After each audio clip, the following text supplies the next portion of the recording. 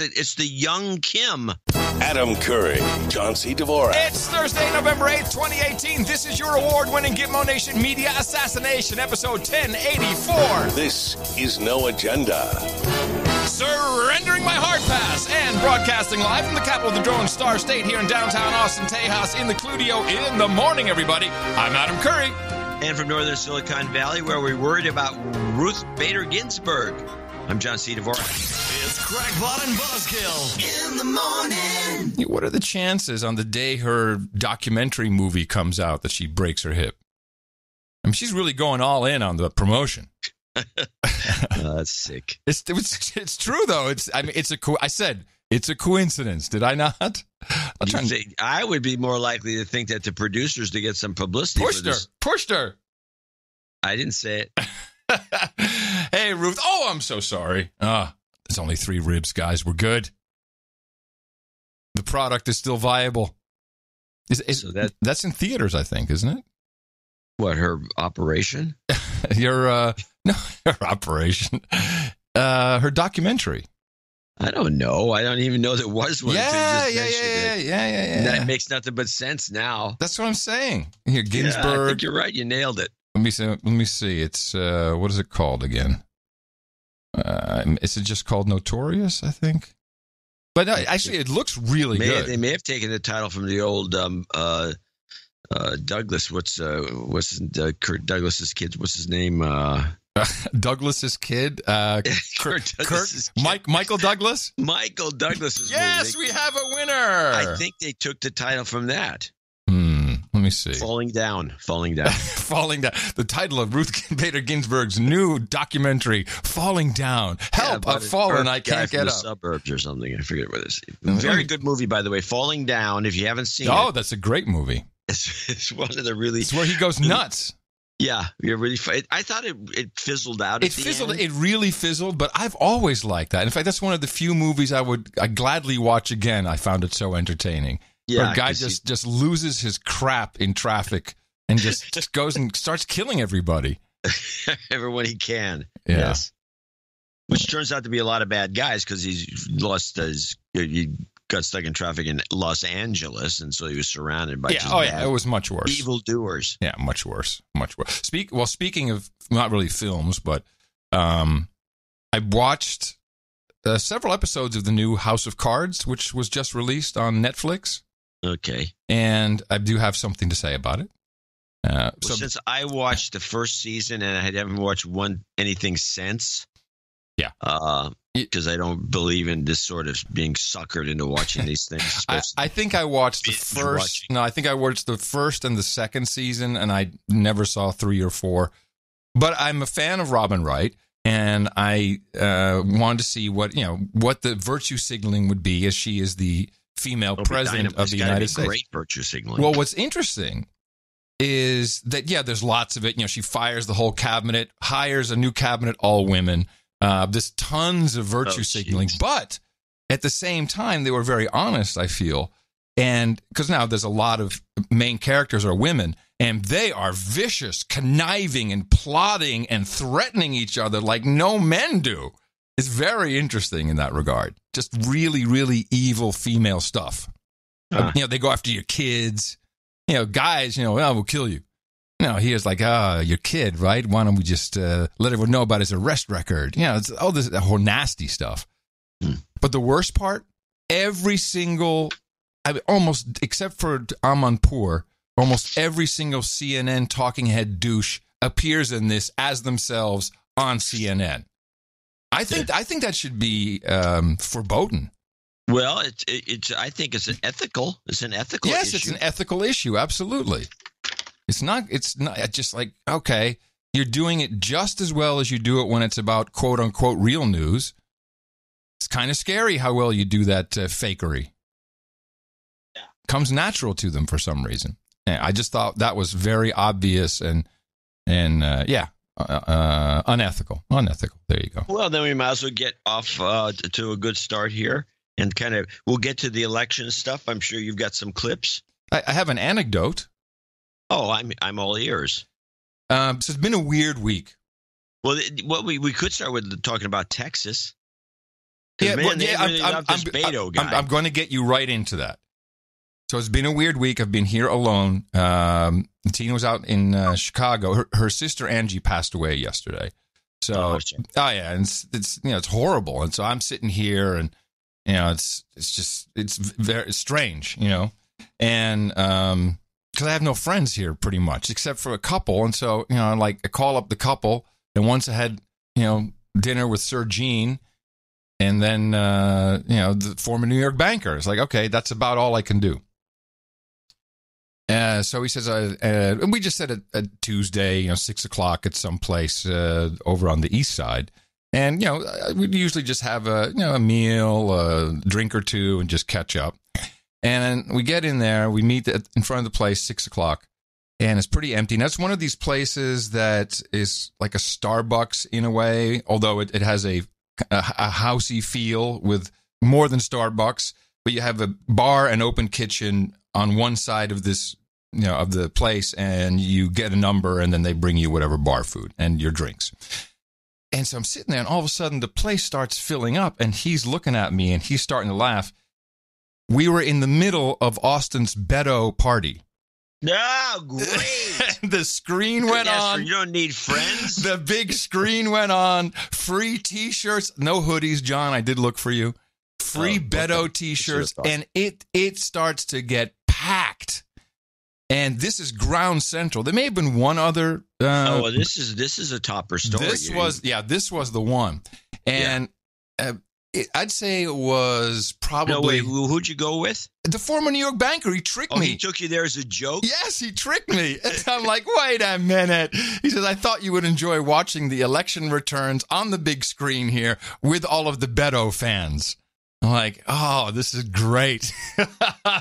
So I'm putting my shirt on. And now, let me give you a bit about the makeup of the room. I would say that it was 99.7% white.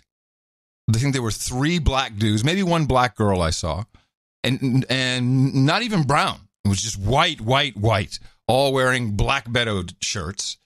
And I would say it was 40% women, 60% dudes. And these dudes were active. As in, they were hitting on every single woman in the place. It was just, it got to the point where I'm just like, wow. And there was a line of guys outside. There was a pickup party. Yeah, it seemed like it, but it was the party. That's funny because one of our producers wrote us and said that he's been following the Beto thing, and he found that most of the hardcore supporters were all cat ladies. No, there was no cat ladies. This was all young, very young. Some of them looking very stressed. But really, what was interesting is very early on. It started off with 1% of the precincts reporting in Texas. Beto was 51% versus Cruz 48%. And that got everyone worked up. And whenever that happened, I'd be like, whoa! And if you know me, I'm like, whoa! And at a certain point, because I could see the screen, in the distance, it's at the other side of this restaurant bar. People start cheering, and I'm like, whoa! And it shows that there's more women winning in some districts. I'm like, whoa, women! Whoa! And the banker looks at me and says, okay, all right, just calm down a little bit. Now you're drawing attention. It's like, but it's women, don't you? Woo! You're just making a mockery. Well, no, I was getting into it. I had Beto fever. Oh yeah, Beto fever, baby. I was all over Beto fever. But so this didn't last very long, as it was kind of going boom, boom, boom, boom. It was kind of neck on neck. Beto was still ahead every time they did an update or a local ABC News update. People get all crazy. Oh, it's 51, still 51, 48.5. And then, there was a lot of cheering. I know that they were more interested in the House, that the Democrats take the House, because very early, boom, Beto lost, and they called it. And I mean, it was within like half an hour, I think, or maybe an hour of the results coming in, and they called it for Cruz real quick. Now that you mention this, I think that these networks or somebody should have a separate feed for these parties. Well, you don't need to be putting a wet blanket on all these campaign parties that are taking place for both sides by telling you what happened. I think they should let it stretch it out all the way so people can at least pick up the date for the night. Yes. Get out of there. Go watch the rest of it. You know what? Yes. It was very disruptive. And what we were both paying attention, because I'm like, but if you see anything weird for the show, let me know besides everything. And so he lost. And then people were like, oh, woo, because the Democrats were up. And that was it. There was no crying. There was no hugging or so sorry. Nothing. People just kept on hitting on each other, drinking, and then, waiting for the Democrats to take the House. That's all. They weren't interested in Beto, and it was the Beto party. It was very odd. That's not right. It was just. It felt very disingenuous. Yeah, it sounds like it was just hey, let's go to the Beto party. Maybe I can pick somebody up. Get some nice, co-ed from UT. We left. I'm lucky. We left at 9:30. There was still a line out the door of dudes trying to get in, and I'm sure it was a good place to be. Well, in Austin. Yeah. Well, let's play the Beto clip then. Okay. I have the Texas going Democrat. This was a big CBS report, and I do have some comments about the media in this because we got a nasty note from somebody, which I'm remiss to read, but I'm going to read it anyway. I found that the media coverage for this entire election was so slanted. I think it was beyond the pale. Normally, they try to fake it a little bit, and the worst case scenario actually comes from PBS. PBS had the absolute war. The Judy. There goes the Zephyr. Once Gwen quit. Stop everything. What is the time? It's late. It's very late. Zephyr. Let's go with the CBS report. This is the overall report on Texas going Democrat. Among the more than 24 House seats gained by the Democrats in the midterm elections, 2 are in Texas districts that were traditionally bright red. Omar Villafranca has more on this. In suburban Houston, Democrat Lizzie Fletcher thanked her supporters. All of you are here because you believe in this campaign. After defeating 9-term Republican Congressman John Culberson. Republicans have controlled Texas's 7th district since the late 60s, when a young politician named George H.W. Bush won the seat. Fletcher's campaign was one of several that was part of the suburban revolt that helped Democrats take back control of the House. Democrats flipped at least 29 House seats from Oklahoma to Virginia. One key, according to a CBS News exit poll, suburban women voters swung dramatically in this election. 53% of women voted for Democratic candidates compared to only 47% in 2014. Rice University political science professor Mark Jones. Fletcher took advantage of the distaste among many of these Republican voters for Donald Trump. Jones says another factor was Beto O'Rourke's appeal and his ability to bring out new voters.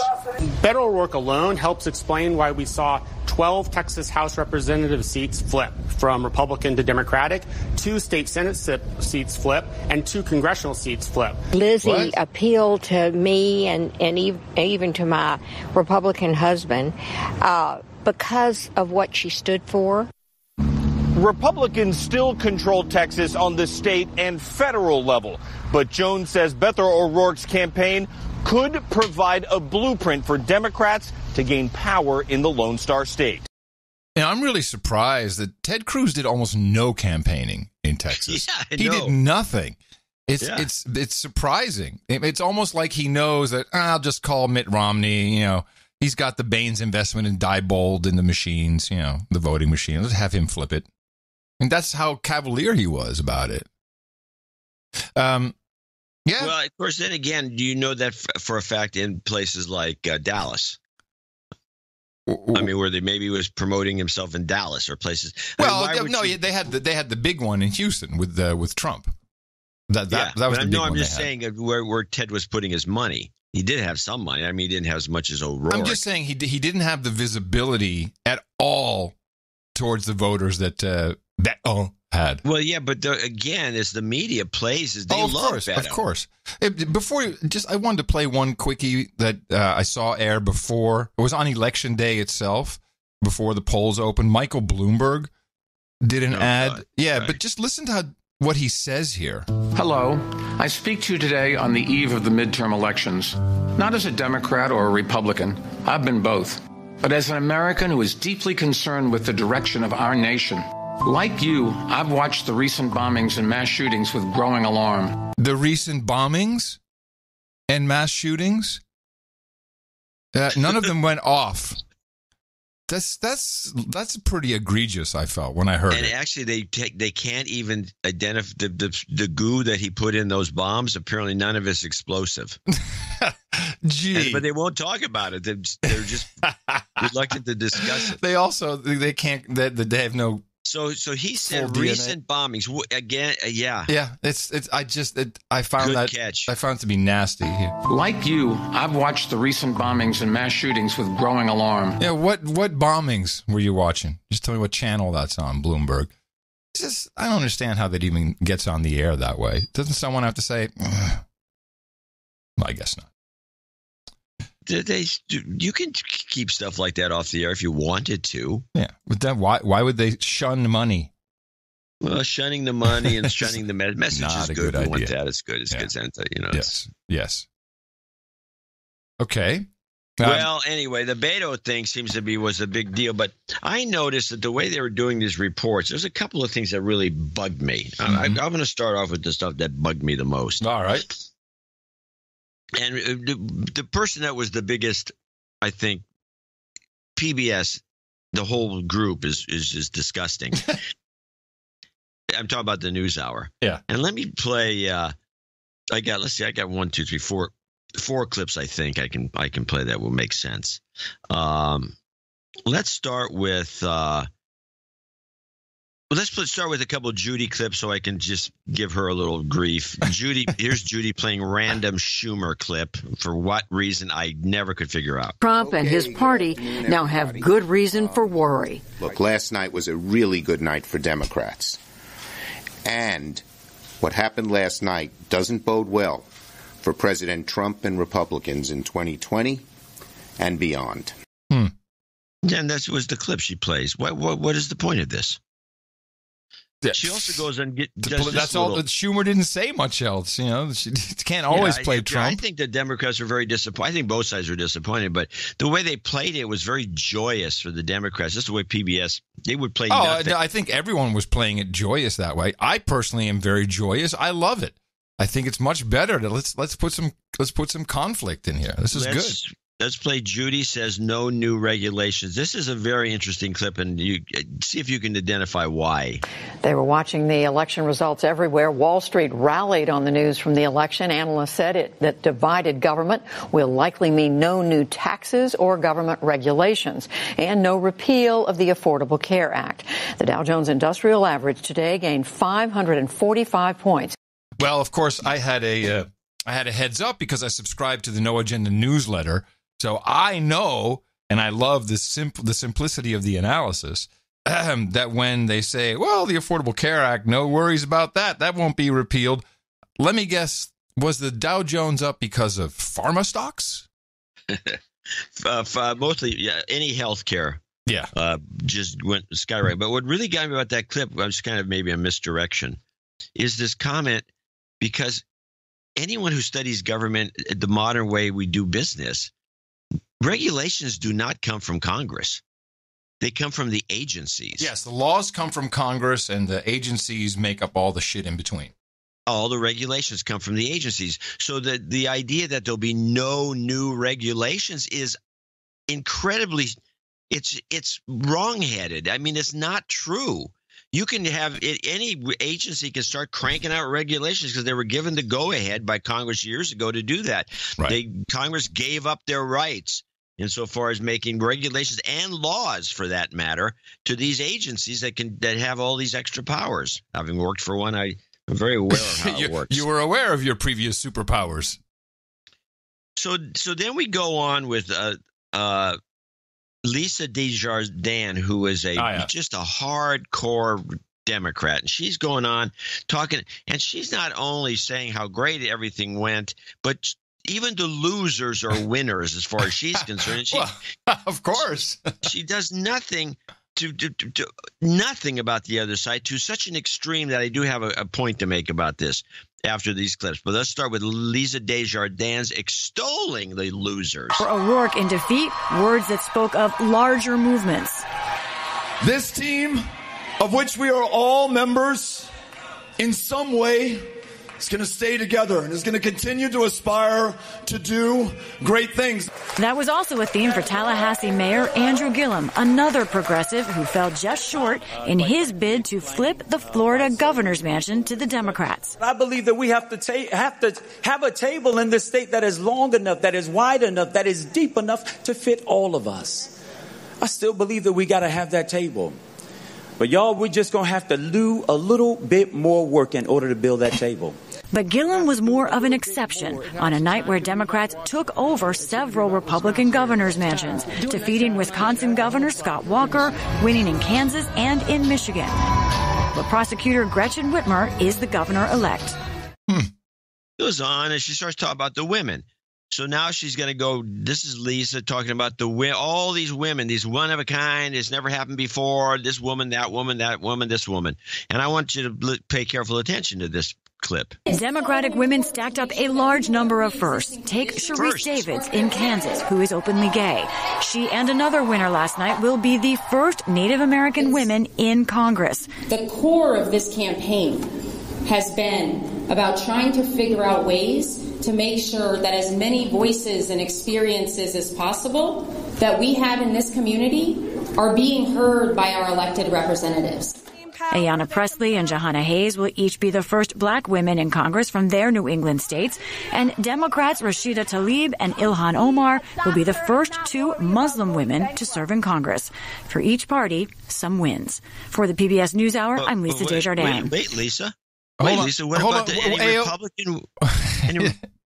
Republican women? No. But she left off AOC. I'm very surprised. AOC's been sidelined, I think, if you haven't noticed. Yes, I have. But if you're doing somebody said, "Hey, let's stop talking about her," because if you put a mic in front of her, she makes herself out to be a moron. Yeah. So so they cut her out. But they go on and on about this. But the one that got me was the first black woman in her state, never mentioning once the first, unfortunately, because it's a Republican, the first Korean woman in the United States ever to be elected to the House of Representatives. It wasn't mentioned on CBS. It wasn't mentioned on NBC. It wasn't mentioned. And not only that, but it took over Ed Royce's position, who was head of, I think, Armed Forces, old slot in, and she took his spot, and she did it in California, which was kind of news in itself that some Republican would win. But no, this Korean woman was completely blacked out. And I do have I said I'm going to find a clip where somebody mentions her. And unfindable. No, it was findable on Korean TV. Oh, jeez. And this is the clip is at the bottom. It's Young Kim. Her name is Young. It would like Young Kim. And this is the clip. History during the 2018 U.S. midterm elections as Young Kim was elected to the U.S. House of Representatives, becoming the first Korean-American woman to win a coveted spot in the U.S. Congress. Lee Seung-jae has this report. A historic day at the 2018 U.S. midterm elections as California's 39th congressional district election saw Republican Young Kim beat Democrat Gil Cisneros, garnering 51.3% of the votes. Kim becomes the first Korean-American woman to be elected into Congress and the first Korean-American in 20 years to be elected. It was an emotional victory for the self-made woman who won the tight race. Despite all of the millions of dollars that came at me, this is one election that we can prove that we cannot buy ourselves into a seat. Ed Royce, the chairman of the House Foreign Affairs Committee, announced his retirement from California's 39th district seat in January and had endorsed Kim since then. I want to share with you that over that span of time, in my opinion, for the people that I've met in public service, no one has ever worked as hard as young Kim. Well, you don't think this is significant? Yeah, of course it is. But are you surprised? Yeah, I guess for PBS, I am a little surprised, actually. The PBS is lost. Or maybe just the news hour. The news hour is its own team. It's not all of PBS, but the news hour sounds very lost. Yeah. Yeah, I mean, here's a woman. It's a woman. It was the two themes were the blue wave, which crapped out. You know, the funny thing is about these news, the way they handle this whole election. I used to write for a bunch of different financial publications, and the first thing you learn if you're going to do a stock market analysis is if the market goes up, you find some event to blame it on. And the funny thing is you can say, oh, the stock market went down as a reaction to the Fed raising rates. Right. That's easy. But if the stock market goes up, you look for something. And so you can say, well, the stock market went up as a counter reaction to the Fed raising rates. Yes. So you take the same element and you can play it two different ways. The news media could play this election as the Democrats would promised us they were going to do a lot better and they didn't. And you could play the whole thing that way. Oh, and this guy lost, and that guy in Florida, Gillum, lost, instead of going on what a great guy he is and playing a piece of his speech, of his concession the speech. way that Lisa Desjardins did. Yeah. She played it up. Oh, Beto lost, but Beto is the future. Yeah. You could have said Beto is obviously not the future. He spent too much money and he's a loser. I mean, you can play loser, just loser. Capital L. Go home, Beto. You can play it any way you want, but they obviously played it this way. But it becomes so apparent when you leave out young Kim. Yes. And they left her out. They just kicked her to the curb. A woman. Yes. The No Agenda Korean show now proudly stands behind young Kim. We're all behind young Kim. We are behind young Kim. She's ethnic. Yes, she's a woman. She's Asian. She's a woman. Is she's she smart. gay? Everything Is she gay? Is she gay? That would be perfect. It would be, but she's not. I don't think so. Okay. Does she? Wait, mixed marriage, mixed racial marriage, white guy? I don't know. Oh. But where is even a single mention of her on CBS, NBC, ABC, and specifically, which is what I'm really complaining about, is PBS, which is supposed to be the best of the group, and it's not. And I'm thinking, I don't even know if the president congratulated her. I think he's surrounded by people that aren't working with him. He probably doesn't know either. He would have actually, if he knew, he would have made a bigger fuss. I think so too. Yeah, because he talked about, well, he did something. First of all, I loved that whole press conference. I'm like, it was almost like the day after Christmas, and you find something under the tree. Oh, here's a package I haven't opened yet. That press conference was it to me. I really, really enjoyed it from beginning to end. I was riveted. Well, It was a new Trump. It was a different Trump. He was being really calm. He was very, he was like collected. He was talking with the press for a long time. And, we got he let all kinds of other people speak, like from bloggers, I think, from Brooklyn. And he got, some, lots of little fireworks going there. But, I thought it was perfect. And he was saying, well, here's these people who do, basically the never Trumpers in the Republican Party. He said, well, you didn't want me to help you out, so there you go, loser. It's like, to his own people, they're losers. That was pretty funny. But I still think that the highlight of that was the Jim Acosta. Well, what I'd like to do is it's the full dust up is only 2 minutes and 37 seconds. I have one that's 3:14 that I think is actually as full. Oh, okay. Well, I cut out the last bits, but we can use that one because it's. I mean, wait. Well, stop. It goes into the Peter Alexander question. Peter Alexander kind of attacks the president in an offhanded way. Right. I got that too. What else is after that? I don't know why yours is longer. That's kind of weird. Now, where is it? You've got Tapper. No, I got entire. It's under the word entire. Makes nothing but sense. All right, let's play it now. I'll give you my view right off the bat. is this is, I think it's meant to be. Trump calls on him. He knows something's going to happen. He needed it. He wanted it. He wanted to put Acosta in his place. Acosta just willing, just perfect, jumps in. And the reason why Trump was right in every regard is he's not even asking a question when he starts off. So I want to challenge you. And so when you say to someone opening a question, I want to challenge you on something, then you know what? I knew immediately, this is not going to go well. And then all the other stuff that happened is perfect. Acosta did a great job. That's what he does. CNN. I was watching CNN to see the outrage. I'm sure they got a nice spike in the ratings. But of course, he was incredibly rude, and the president called him out on it after having some patience. And it was just, again, it was the lost present under the Christmas tree the day after Christmas. Hundreds and hundreds of miles away. That's not an invasion. Honestly, I think you should let. What? That's where you start?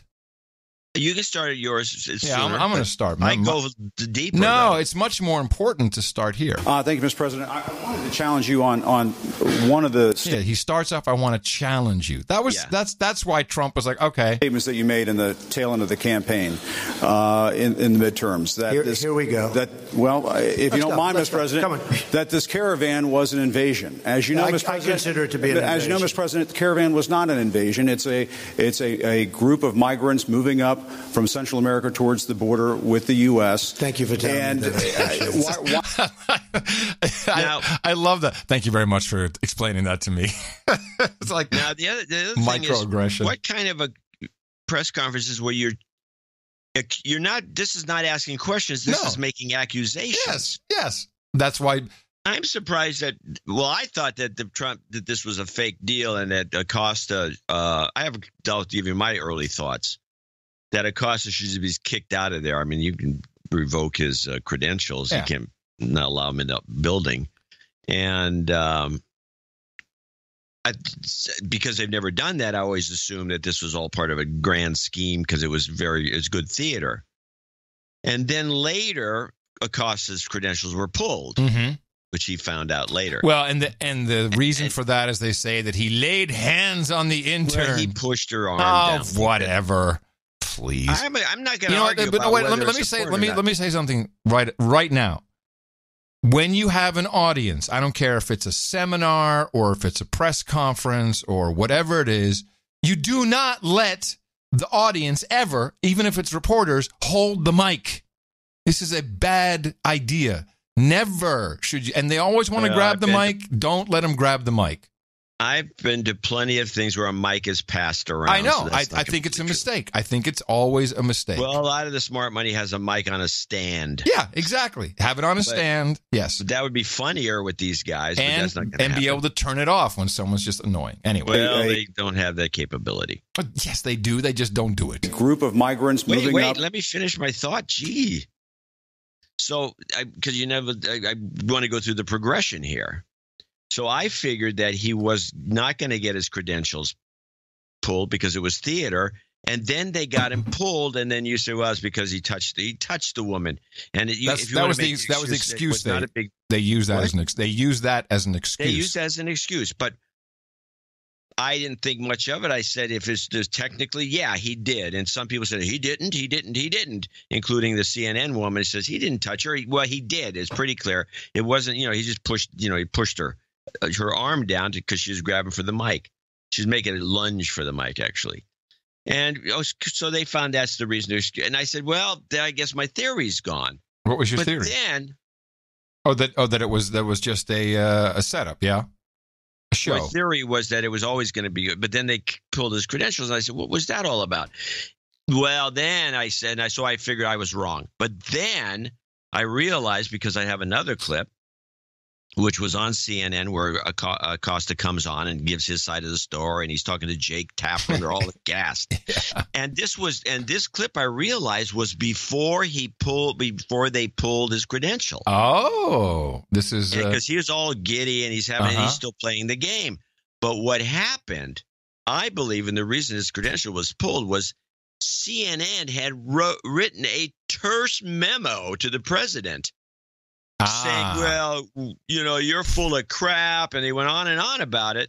And I think that's the reason they say, okay, really? Fine. Credentials pulled, our game is over. Yeah, that sounds about right. That sounds about right. That sounds more like the real reason. Yeah.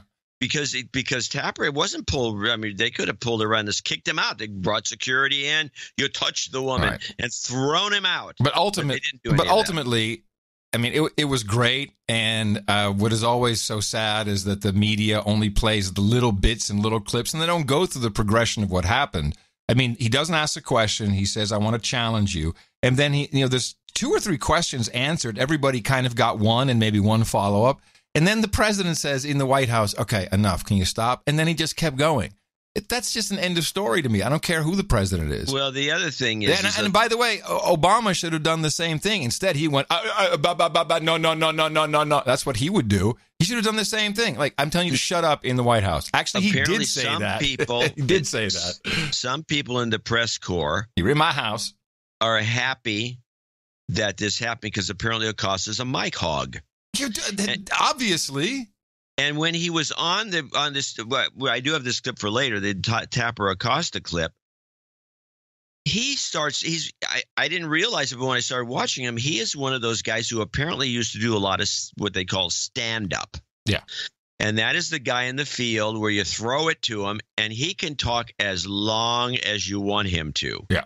Do you need 10 minutes? No problem. You need 5 minutes? You want 1 minute. Doesn't make any difference. This guy can keep talking and he can do it exactly 1 minute, 5 minutes, or 10 minutes, whatever you want. That's what these guys do. And he can nail it, and he can go forever. Yeah. And his tendency is to go forever, and he does it on the other show. Yeah.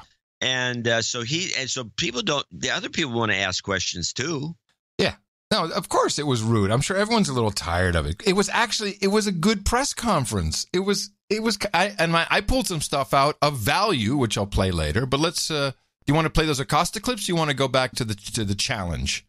No, I want to go back to the press conference. I'll play the Acosta clips later. Well, if you don't mind, Mr. President, that this caravan was an invasion. As you know, Mr. President, I consider it to be an invasion. As you know, Mr. President, the caravan was not an invasion. It's a group of migrants moving up from Central America towards the border with the U.S. Thank you for telling me that. Why did you characterize it as such? Because I consider it an invasion. You and I have a difference of opinion. But do you think I like that? Now he was doing a lot of this. Yeah, we just have a difference of opinion. I think that you demonized immigrants in this election to try to keep them. I want them to come into the country, but they have to come in legally. They have to come in, Jim, through a process. I want it to be a process. And I'm so tired of the M5M playing this line that they just want a better life and yeah, but they always leave out the legal versus illegal part. And I don't know if it was, it's in this clip, actually, where Trump says that we need these people. And I want people to come in, and we need the people. Your campaign. Wait. You know why we need the people, don't you? Because we have hundreds of companies moving in. We need the people. Right. But your campaign had an ad showing. See, no one plays that part of the clip where he's saying we need the people. We need them to come in, but we need them to come in legally. No one plays that. Migrants climbing over walls and so on. That's true. Hold on. Stop. I'm going to ask you the same thing you asked me a minute ago. This surprises you? Hey, man. They weren't actors. They're not going to be doing that. They weren't actors. Well, no, it's true. Do you think they were actors? They weren't actors. They didn't come from Hollywood. Right. These were people. This was an actual, it happened a few days ago. And they're hundreds of miles away, though. They're hundreds and hundreds of miles away. That's not an invasion. Honestly, I think you should let me run the country. You run CNN. All right. And if you did it well, your ratings would be much better. If I may ask one other question, Mr. President, if I may ask one other question, are you worried? That's enough. That's enough. Mr. President, I was going to ask one of the other folks. See, this is where he just needs to shut up. I don't care who it is. Even if it was that old bag who's now dead. Remember her? Oh, yeah. What was her name in the front? Helen Thomas. That Obama kicked out after the 1 week in office. You remember? Obama came in. Helen Thomas. Yes, I know. I'm saying. I heard you the first 3 times. Oh, it sounds like I was dead Mike. No. Do you remember when Obama kicked her out in like the first month of his presidency? Shameful. Yeah. And then they BDS'd her because she said Israel is doing horrible things and right, yeah. And then bad Jew. Yeah. Or maybe she was she what was she? I think she was Armenian or Armenian something. Maybe, Greek. yeah. That's enough. Pardon me, ma'am. Mr. President, that's enough. Mr. President, I had one other question, if I may ask, on the Russia investigation. Are you what a dick? I mean, he's literally said that's enough. Just stop. Concerned that you may have. I'm not concerned about anything with the Russian Russian investigation because it's a hoax. That's enough. Put down the mic, Mr. President. Are you worried about indictments coming down in this investigation? See, now even the journalists are going, dude, shut up. Mr. President. I'll tell you what, CNN should be ashamed of itself having you working for them. You are a rude, terrible person. You shouldn't be working for CNN. Go ahead. I think that's unfair. You're a very rude person. The way you treat Sarah Huckabee is horrible. And the way you treat other people are horrible. You shouldn't treat people that way. Go ahead. Go ahead, Peter. Go ahead. In Jim's defense, I've traveled with him and watched him. He's a diligent reporter who busts his butt. Well, I'm not like a big the rest fan of us. yours either, so, I understand. to be honest. So let me ask you a question if I can. You repeatedly said... You aren't the best. Mr. President, you repeatedly, over the course of the... just sit down, please.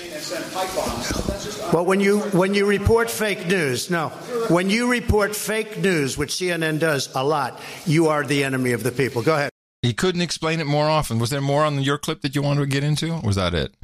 No, there was a couple of things because Peter Alexander continued in kind of a funny way that was, again, more accusatory, but it was light compared to Acosta's. But I would rather like to play the rest of that. Yeah. A lot of elections last night. We want to hold them very close because they... Wait a minute. No. You got to go way back. Yeah, I got you. CNN should be ashamed of itself right there, having you working for them. You are a rude, terrible person. You shouldn't be working for CNN. Go ahead. I think that's unfair. You're a very rude person. The way you treat Sarah Huckabee is horrible. And the way you treat other people are horrible. Oh, forgot to mention, during the Beto party, when Sarah Huckabee, because the screen had ABC on, who had an airplane hangar with 18 people at 4 desks. It was the most ridiculous roundabout thing I've ever seen. Sarah Huckabee Sanders came on, the whole place started booing her. It was bizarre. Wow. Yeah. Boo! Why are they booing a woman? I don't know. I'm just reporting. Treat people that way. Go ahead. Go ahead, Peter. Go ahead. In Jim's defense, I've traveled with him and watched him. He's a diligent reporter who busts his butt. Well, I'm not like a big the rest fan of us. yours either, so I understand. To be honest. So let me ask you a question if I can. You repeatedly said... You aren't the best. Mr. President, you repeatedly, over the course of the... just sit down, please. Yeah, this is Acosta. Acosta kept standing up again without the mic, just yelling stuff. When you report fake news, when you report fake news, which CNN does a lot, you are the enemy of the people. Go ahead. Mr. President, over the course of the last several days of the campaign, sir, at the end of the campaign, you repeatedly said that Americans need to fear Democrats. You said Democrats would unleash a wave of violent crime that endangers families everywhere. Why are you pitting Americans? Why are you pitting Americans against one another, sir? Peter, what are you trying to be him? No, Peter, I'm just asking a question. Let me just tell you. Very simple. Because they're very weak on crime. Because they have often suggested, members and people within the Democrat Party at a high level have suggested getting rid of ICE, getting rid of law enforcement. That's not going to happen, okay? We want to be strong on the borders. We want to be strong on law enforcement. And I want to cherish ICE because ICE does a fantastic job. What they do for us is so... Really, it's so unrecognized how good a job they do. So we want to take care of them, and we want to hold them very close because they do a good job. But the question, to be clear, though, the question, Thank you very much. Why are you sit down? But the question, but you didn't answer my question. Just very simply, the question is, why are you pitting Americans against one another, sir? I'm not. Is that how you view citizens of this country? I'll tell you what. We won a lot of elections last night. We did very well last night. But in many ways, I think it's going to have a very positive impact. I watched NBC this morning. They didn't report it exactly, but that's, very, very, that's the fact with NBC. Nothing I can do about that. But I want this country to have protection. We want security in our country. I want security, Peter. I mean, you maybe don't think it's so important.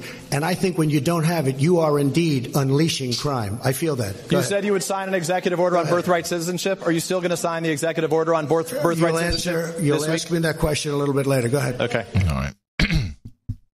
Well, so his accusation was, why are you pitting Americans against each other? Yeah. What is that? What kind of question? These are not intelligent questions. Well, they're not questions. They're kind of accusations in the form of a question. They're statements. Are you still beating your wife? Yes. You still beating her? Are you still a wife beater? Yes. I don't beat my wife. Well, I thought. Well, are you still beating her? It's very. Did you see the whole thing? Did you see the poor whole form? I didn't watch. I saw about 30 minutes. The whole thing is interesting. There's a lot of good stuff in there. I like the thing where he starts going after the guys who were. Well, let's play, since we still have Acosta thing. I want to play this Acosta clip, but he does have the. Because I got some more from the press conference, so we got to circle back. Yeah, no, I want to definitely, because this is going to segue right into what you're going to do, because Acosta talks about this, and then you can play that clip because I hope you have it. This is Tapper Acosta. Probably not. What do I got here? Tapper Acosta, CNN, 8 seconds. Let's listen. But President Trump did something that I've never seen an American president do, which is go on a personal rant against you for the questions you were attempting to ask. A rant. I've never seen that. A rant. All right. Okay, now we'll get to the crux of it, which leads to your clip. You were attempting to ask. Well, Jake, when they go low, we keep doing our jobs. I mean, that's the way I look at it. And, I had a question to ask, and if we had played the tape a little bit before that exchange. No, you had an accusation, you douche. It wasn't a question. You would have seen the question that I was asking, which was essentially about this lie that he told before the midterm elections, that this caravan of migrants moving from Central America to the U.S. border with Mexico is somehow an invasion, when it's not. They're still hundreds of miles away, and they pose nothing of a threat to the United States. But the president used that language, obviously, as we've talked about so many times, to galvanize his base. He just didn't like hearing that question. If you don't stop him, he'll just keep going. He didn't like being challenged on that point, and he certainly doesn't like being called out for his falsehoods. But, of course, Jake, as you were just mentioning, that's our job. That's what we do over here. That's what Wolf did when he was over here as a White House correspondent as well. And we just can't be intimidated by that sort of thing. I was struck by... What is that buttering up Brolf?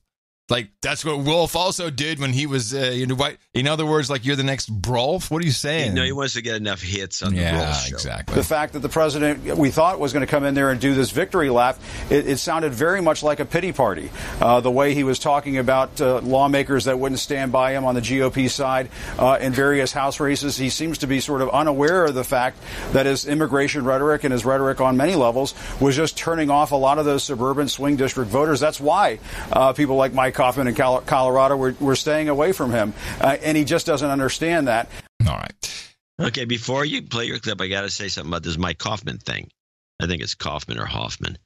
This guy, because I looked him up, he was the sitting representative. He was already in the House. He was a Trump hater. He's a Trump, never Trumper Republican, U.S. Marine. Been in Colorado, representing Colorado for a long time. He would take none of Trump's help. Trump called him out on it, and he lost by 10 points to a newbie. Yeah, who had no political experience, relatively speaking. He was an ex-Army Ranger, so he's like, I just was stunned by this. But the way Acosta presents it is that, Trump was toxic, and that's why this guy told him to get lost. But the guy told him to get lost, and he lost. Exactly. I mean, is that part of the equation? Do we want to bring that into the picture? No. Or is it maybe something we want to analyze a little bit? No. Why? Meanwhile, of course, Acosta was feeling. I could have played. I think he was on for another 15 minutes. Well, he actually, was feeling his oats, because this was before he got. Well, no. Let me play the oat sowing clip with Tapper and Acosta. I think we need to note the president started out by doing a dance on the graves of Republicans who did not show him enough fealty. I love this. Wow. Doing a dance on the grave, baby. Republicans who, for their own purposes, many of them in those suburban districts that turned away from President Trump, where he was toxic. See, there's the same toxic. They're calling him toxic, even though he literally called out all of those never Trumpers who didn't want him and who lost. This is skewed reporting, obviously. That commercial was toxic. His language was toxic. His butt sweat is toxic. It's a man's toxic. He's just toxic. Orange man bad. Like Congressman Carlos Curbelo in Florida. People like Congresswoman Barbara Comstock in Virginia. People like Congresswoman Mia Love in Utah, who, by the way, her race hasn't been called yet. So his saying that she lost is premature. She may actually end up winning that. Did she win? I don't know that she did. No. He danced on their graves. He said because they didn't embrace him, they lost. Toxic Trump dances on graves. Film at 11. And he was flip about it. He almost seemed to be happy about the fact that Congressman Mike Coffin, a Republican from the suburbs of Denver, lost. Yes, I think he made that very clear. Because he didn't want the president's support. I've never seen a president take delight in people of his own party losing. And Stop the clip. I watched this part. He wasn't that delightful. He was irked. He was snide. No, okay, I'll give that to you. Yes, he was snide, very snide. He was very irked, and he was. And I think he felt insulted. I'm the president. You know. No, well, you're probably right. I probably have too much Dimension B watching in me. I'm like, yeah, he was kind of smug about it, but maybe you're right. He was pissed. Maybe he was, just like idiots. That's possible. That's possible. 12. Yeah, he needs those people to be in the House, and they were stupid, and they lost. Everybody he supported mostly won. I think there's a few that didn't, especially all the senators in there happy that they got in. Obama went out on the trail, and they don't want to talk about this, but everybody he was stumped for lost. Here's that was actually the wrong clip. Here's Acosta. This clip does contain Acosta with Anderson Pooper. I also want to read a statement that CNN's just released. The statement reads: "The White House announced tonight that it has revoked the press pass of CNN chief White House correspondent Jim Acosta. It was done in retaliation for his challenging questions at today's press conference. In an explanation, Press Secretary Sarah Sanders lied. She provided fraudulent accusations and cited an incident that never happened. This unprecedented decision is a threat to our..." Bugs me. The incident did happen. It's minor. It's very minor. It's very minor. I think it's minor too, but it happened. It did happen. Yes, it did happen. Well, he didn't lay hands on her. He swatted her arm down. And she did look kind of surprised, but she lunged for the mic. She had the mic in her hand, and he pushed her away. And I think they both had a moment of like, what just happened there? But it did happen. It wasn't. He was trying to chop just from I'll Dimension A completely. He was karate chopping her arm right at the elbow point, hoping it would break. Man, what a douche! Democracy and the country deserves better. Jim Acosta has our full support. Anything else you want to add? Well, I was just trying to ask a question of the president at this press conference, and it was obviously a question they didn't like. It was about his racist ad on the caravan that they were running before the midterms. Did you see that ad? Was it indeed racist? Why was it racist? I never saw it. Racist. That's the ad that supposedly has all these illegal aliens running over blowing up some town or something. It's racist. It's racist. He and I were going back and forth there, and as you can see in this video, this intern came up to me. They're describing her as an intern. I don't really know who she is, and attempted to take the microphone away from me. All I can say at that point is that I was trying to hang on to the microphone so I could continue to ask the president questions. It was kind of sad because I've seen this clip now with his chops in slow-mo, everything zoomed in, and I'm looking at the poor girl because it happens. She has this moment of kind of shock. She looks at Acosta, turns to the president, looks at him, and then this is a moment, it's just. And she has a befuddled look on her eyes, and he gives her that. We didn't see him because they don't show that, but I think he gave her a cue to crouch down, get out of the way because bullets will fly. Yeah, I felt bad for her. Could be hurt. Yeah, it's like, hey, how was your? I mean, they say that White House interns get abused, but geez, easy does it, DC. Obviously, I didn't put my hands on her or touch her as they're alleging, and it's just unfortunate that the White House is saying this. We all try to be professional. He didn't even touch her. Yeah, that's even better. Yeah, it's okay. Gee, are you surprised? So who's the liar? Yeah, oh, there you go. This is the Are You Surprised? This is the Are You Surprised show. Professionals over there, and I think I handled myself professionally, and I appreciate all of the comments from my colleagues. I do think, Anderson, that this is a test for all of us. I do think they're trying to shut us down to some extent inside the White House press corps, and to some extent, I think they're trying to send a message to our colleagues. Yeah, this is sending a message to everybody. They'll shut you down. They'll take your hard pass away. Okay, I have a couple more clips that I just want to get in here, and then we do have to talk about some conclusions. Nancy Pelosi started her press conference just a little bit before the president ended his. It was not at all as entertaining. Actually, this isn't even from the press conference. This is when they won. It's just a short clip, and I think it was just cute. It's about stopping the GOP and Mitch McConnell's assaults on Medicare, Medicaid, the Affordable Care Act, and the health care of 130 million Americans living with pre-existing medical conditions. Let's hear it more for pre-existing medical conditions. Yay! Yay! More pre-existing medical conditions. Woo! Yay! I thought that was funny. That was funny. Let's hear it. We need more people with pre-existing conditions. Woo! Yay! So after this whole Acosta thing, there was a few more confrontations. April Ryan stood up and asked something, and he didn't recognize her. He didn't give her the mic, and he told her to shut up and sit down, which is probably right on. But so at a certain point, he's like, okay, this is kind of going along. He's answering questions. And should we keep this going for a little while? Yes. And this came up a couple of times. People like, even before they started their questions, saying, Mr. President, this is great. Could you do this more often? This is really fantastic. And I think Trump even talked about how he hadn't done press for a month and it didn't go well. And then I had to do more press because, I have to keep our message going, my message, which gets distorted. I mean, he was making some sense. He was not dropping as many full words and sentences as usual, which was surprising. And so he was, after the Acosta thing, he's kind of in a vibe, and he calls on the reporter from PBS. Should we keep this going for a little while?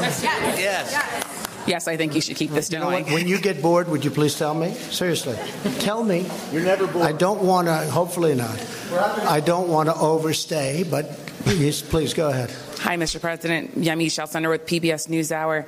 On the campaign trail, you called yourself a nationalist. Some people saw that as emboldening white nationalists. Now people are also saying I don't know why you'd say that. That's such a racist There question. are some people that say that now the Republican Party is seen as supporting white nationalists because of your rhetoric. What do you make of that? I don't believe it. I don't know. Why do I have my highest poll numbers ever with African Americans? Why do I have among the highest poll numbers with African Americans? I mean, why do I have my highest poll numbers? That's such a racist question. Honestly, I mean, I know you have it written down and you're going to tell me. Let me tell you, it's a racist question. And Mr. President, I love it. You know what the word is? I love our country.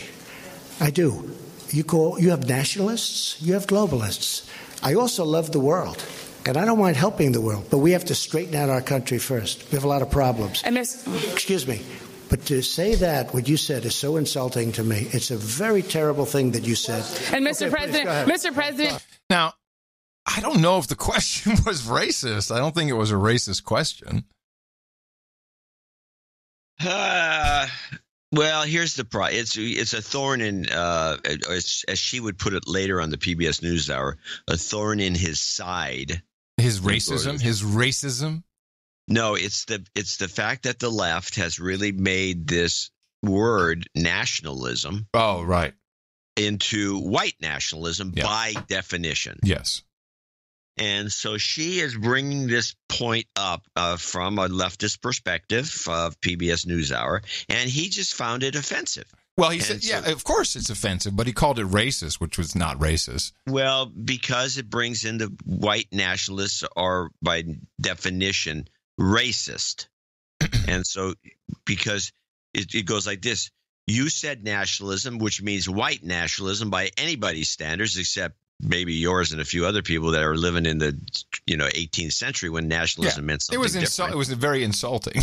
Well, he said it was insulting. Yeah. But I think on a meta level, it was racist. Well, by today's standards, of course, it was. You just said use white. Not? I'm sorry, you have a piece of white paper. It's racist. It's got to stop now. Yellow pad paper, people. Now I thought she handled it poorly. She's not very good, this woman. No. I don't know why they're keeping her on. And she shows up at a lot of very left-wing events. She's an extreme left-winger. Yeah, but please notice we always have the black reporter ask the racist question. It may just be scheduling. I don't know. That is why on the funniest bit on Seth Meyers' Late Late Show is he's got a black writer woman who's, I think, a lesbian, and he brings her on to tell off-color jokes because he can't tell. Oh, these yes, jokes. I've seen this bit. Yeah. And it's actually quite funny because she'll tell some of the most extremely offensive and off-color racist jokes. A white guy can't say. Yes. That a white guy can't say, which makes his point. But he's also he's making a point and missing a point at the same time when he does this bit. But okay. So I've figured out most of what the president is hiding with his tax return because this came up. And, man, Trump, he sometimes... You got to listen. You got to listen very carefully because you get used to the half sentences and half words. And I've gotten pretty good at filling it in. But he also dropped some bombs. To me, they were bombs saying, okay, I don't know exactly what it is yet. Maybe it's a question for the banker. He might know because, his bank used to lend money to Trump, which, by the way, everyone was always happy with, he says. Everybody always liked doing business with him. They made a lot of money. But this is about his tax returns, and listen to his giveaways, really. All right. Thank you, Mr. President. And picking up there, you told me the other day that you are an open book. So I think I am an open book. So point blank, Democrats go after your tax returns. Will you try to block that, or will you allow them to have them? Well, look, as I've told you, they're under audit. They have been for a long time. They're extremely complex. People wouldn't understand them. They're done by among the biggest and best law firms in the country. Same thing with the accounting firms. The accountants are a very, very large, powerful firm from the standpoint of respect. They're highly respected. Big firm. A great law firm, you know it very well. They do these things. They put them in. They do these things. They put them in. Okay, so that was my first clue. But people don't understand tax returns. Now, I did do a filing of over 100 pages, I believe, which is in the offices. And when people went and saw that filing and they saw the magnitude of it, they were very disappointed. And they saw the detail. You'd get far more from that. But it's a great company, but it's big and it's complex and it's probably feet high. It's complex. Mm-hmm. It's a very complex instrument. It's a very complex instrument. So whoever his tax firm is, they're very well respected, have a lot of power. They put some financial instrument into his mix because he just said that to us. He just said it. You wouldn't understand it. Those guys, they put it in. It's a very complex instrument. I don't know what it is, but I bet it's a whopper. I bet it's something really fabulous that erases billions of debt or makes him not pay any taxes. Yeah, he probably paid no taxes. It's probably zero taxes, and it's probably so awesome when you see it. You're like, I made $5 billion paid, and I got a refund. It could be one of those. It could be. It could be a refund. Actually, he may be under some non-disclosure. Because it's a proprietary deal mechanism. Yeah. And I bet you there's a proprietary thing going on here, and they have found some loophole, which is what the New York Times kind of hinted at. Now that's a good point, John. This is a proprietary thing they've done, and it may be an instrument that his very well respected firm, maybe with some other very well respected bank, put some instrument together. Yeah, that only they know how it works. Yeah, and only they don't want it revealed because it's a competitive edge against the other tax firms. Someone in the chat room, troll room, said he files a 1040 EZ. But be just as embarrassing. Yeah. But I think you're right. It's some kind of instrument. It's proprietary, which has been the real reason. And it would look like he paid no tax, or I think worse, he got a refund. It's got to be like some crazy $1 billion refund. It'll look like a refund. It's something weird. So, but he kind of gave that away. I love listening to the guy. If you really pay attention, then you can hear these little things. Well, that's going to be one of the things they go after. Yeah, just so important for the world. I'm so happy we're going after that. They're looking for a competitive edge. Yeah. And I got one more. Now, this was interesting to me because I've been following ever since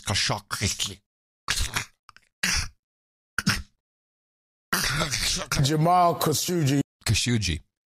Ever since Khashoggi, I've been following a number of things: the oil flows, the relationship between Saudi Arabia, Turkey, Russia, Qatar, Israel.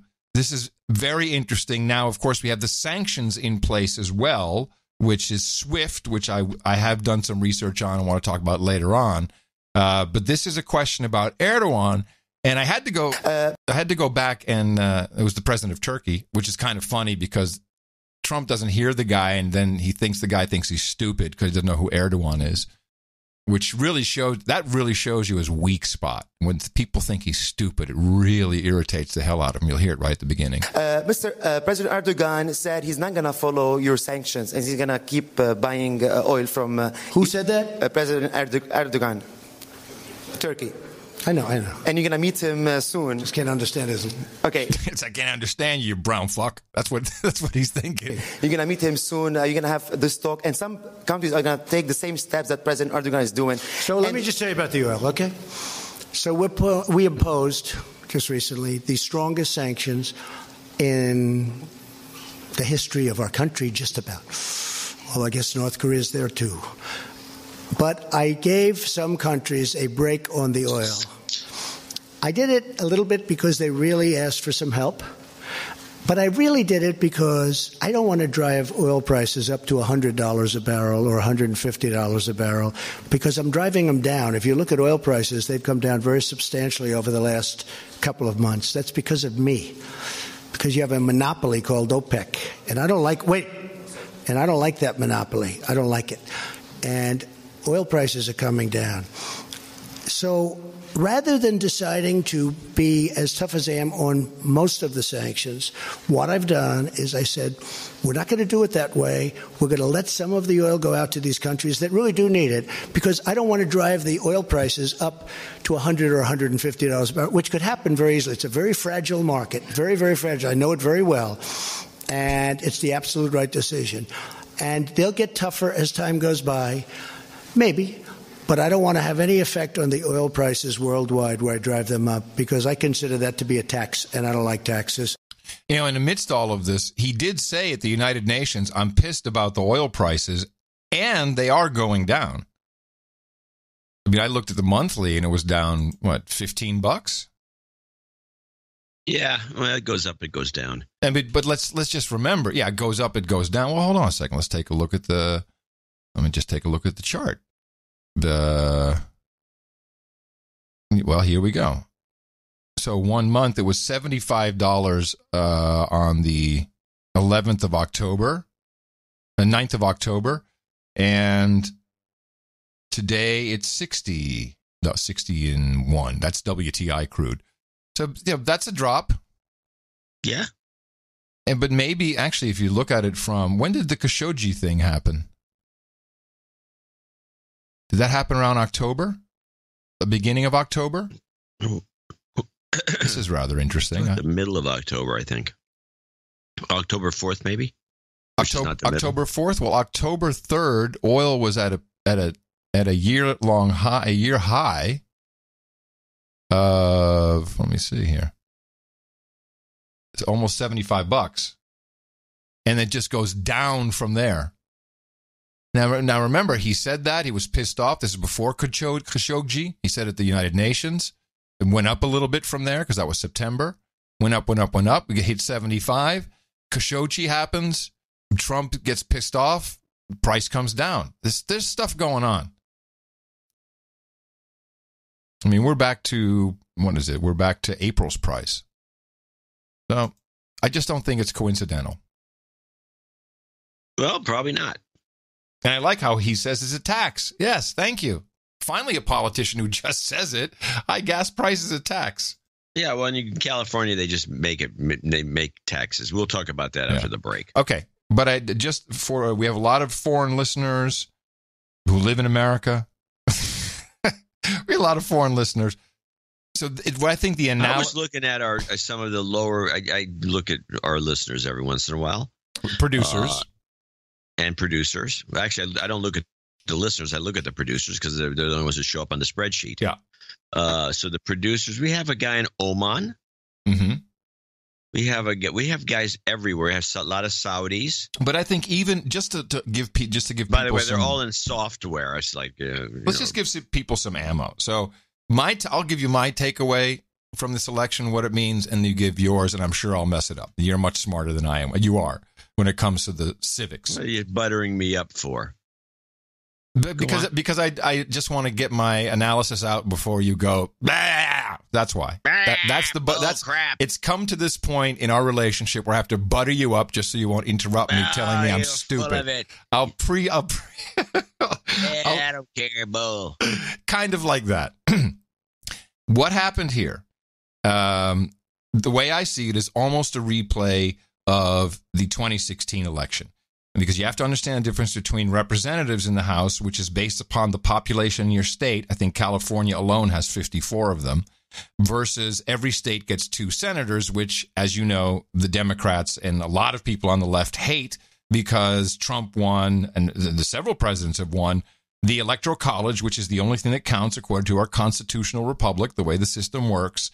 And if you look at the amount of extra Senate seats, the states that they're in, along with the governorships, it bodes very well for the 2020 election because it looks like the majority of the country, not by people, but by states, really is bent towards the Republicans or Trump or whatever combination.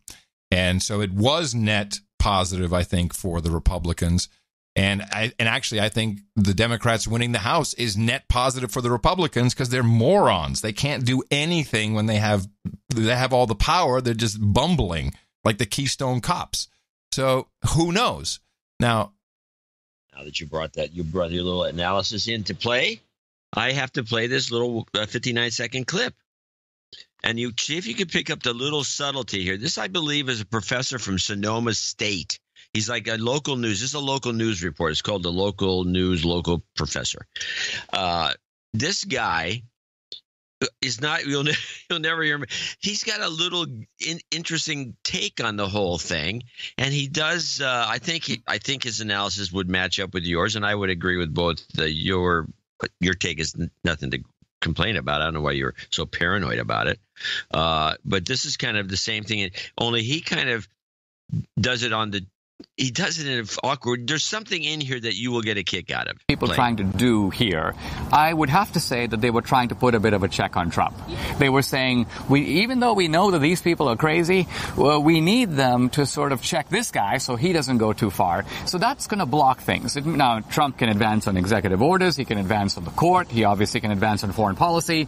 The thing that worries me is this sort of investigative fight, because the Dems are very likely, their temptation is to go there. Mm-hmm. And if they go there, Trump has a secret weapon, but the secret weapon is his own Justice Department, which he has not controlled. That's the one department of the executive branch that Trump has not controlled since he took office. Will he?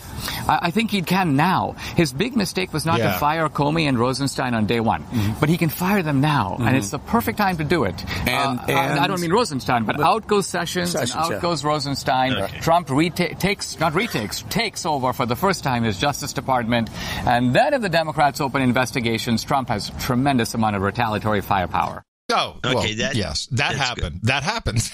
that literally happened. That was actually Denise D'Souza predicting the firing of Jeff Sessions. Really? He nailed it. He nailed it.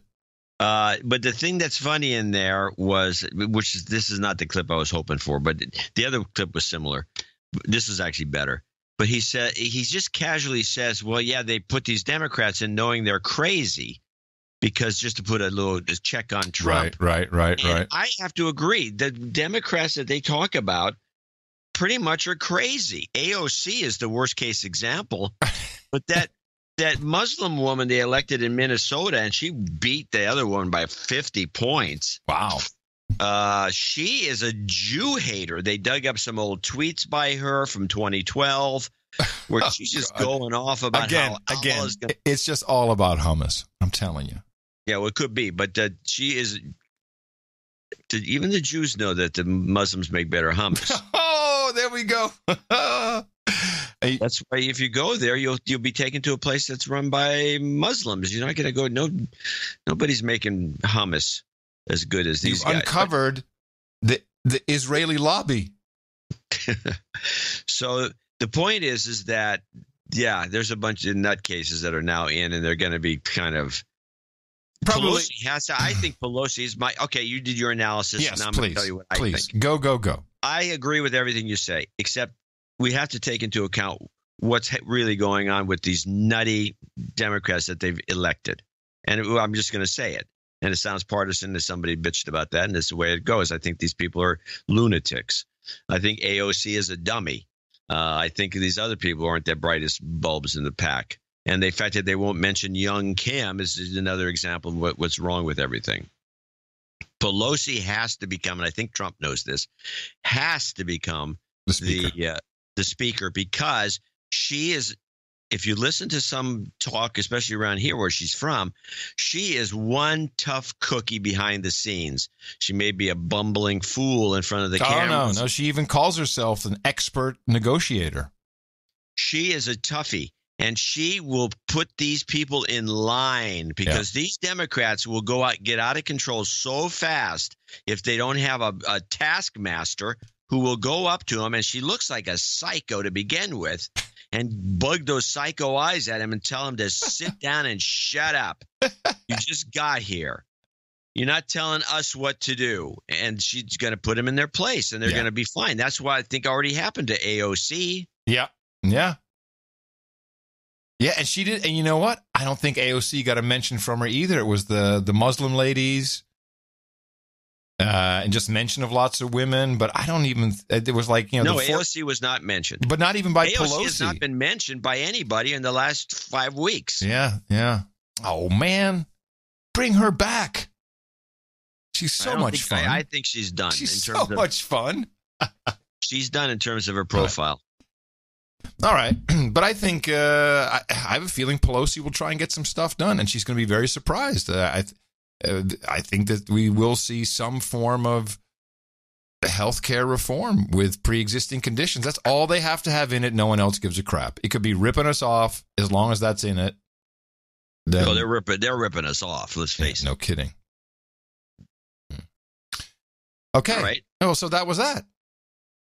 Well, there's more to talk about. Oh, yes, but for now, I'd like to thank you for your courage and say in the morning to you, the man who put the C in Prop C, John C. Dvorak. In the morning to you, Mr. Adam Curry. In the morning to ships at the sea and the beat in the ground and the float and the bang and the bang and the bang and the bong. Yes. And all the games and nights out there. And in the morning to the Troll Room. I love sounding the bat signal. I love when you all head off to the Troll Room and are here for us every Thursday and Sunday. NoAgendaStream.com. You can listen live. You can get in there, chat with everybody. Troll away. It's okay. Everyone else does it. And I also want to say in the morning to LAX, who brought us the artwork for episode 1083. Now, this is one that came in a show earlier. We liked it so much. It was two shows earlier. It went in the newsletter, and we just had to use it since we always like to pick art about something that was discussed in the show. And this was the Subway spoof of Cash Hoagie, the new Cash Hoagie, which is just a brilliant piece of art, one of the better ones. And we haven't heard from Lax in a long time. No, he shows up rarely, but this piece was like it was dynamite. When it came in, we had something else that we knew Well, we had something for the elections, and we knew we couldn't use that. No, it was before that. It was something that was. It was. I think it was the 11th anniversary show, or it was something that we couldn't use it.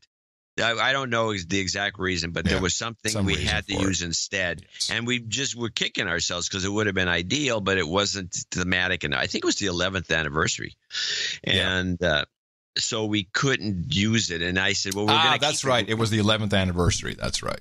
Yeah, it wasn't going to work, and so we said, "Well, we'll put it aside." And then we weren't talking about Khashoggi enough to put it back up there, and I was bitching about that after the show, and because I kept wanting to use it, so I put it in the newsletter, so I make sure at least it gets used once. And then we had an opportunity to use it again because the last show, and I'll bring this up after we do the show, we pick the art and do the titles and all the rest of it. Adam in particular was in a bad mood, foul. When? And he didn't like any of the art. What do you mean I was in a bad What? There was some art I thought was usable. Why I wasn't in a foul mood. Oh yeah. And so the art, all the art was bad.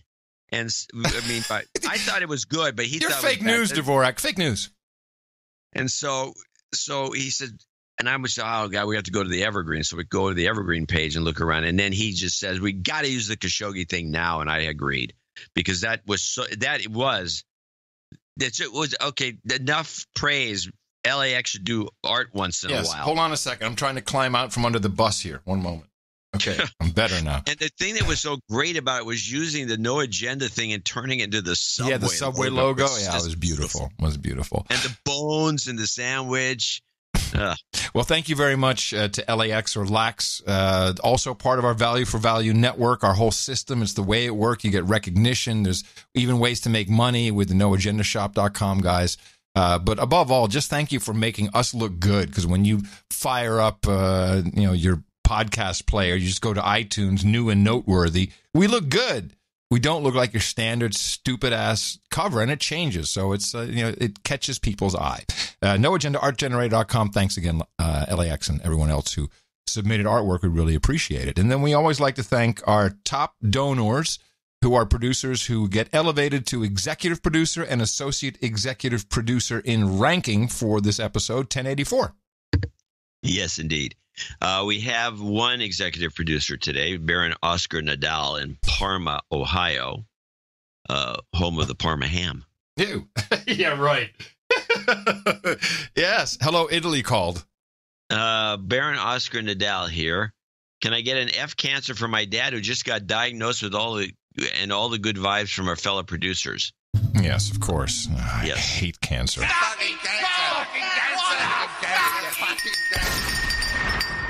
You've got karma.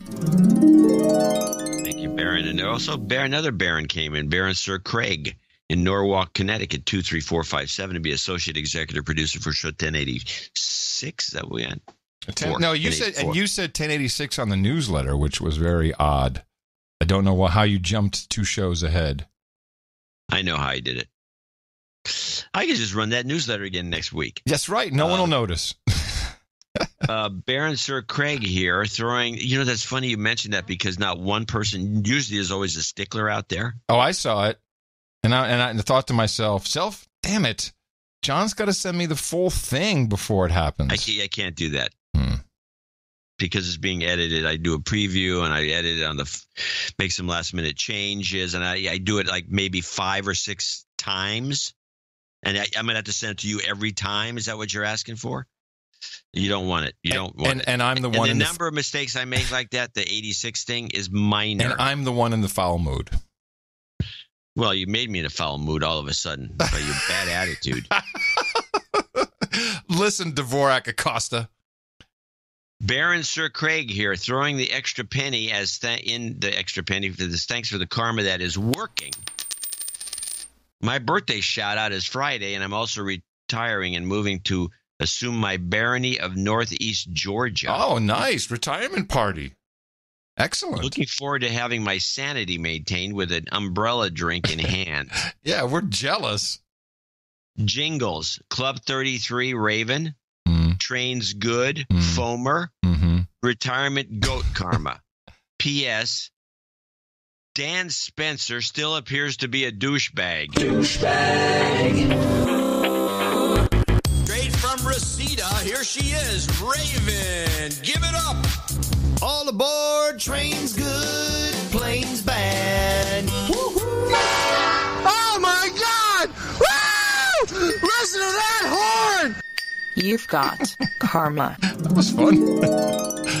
Thank you, Baron Sir Craig. I like that little sequence. You nailed it.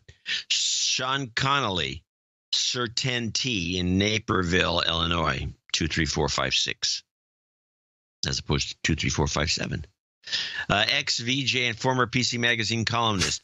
With this donation, I claim the title Duke. Hey, hold on a second.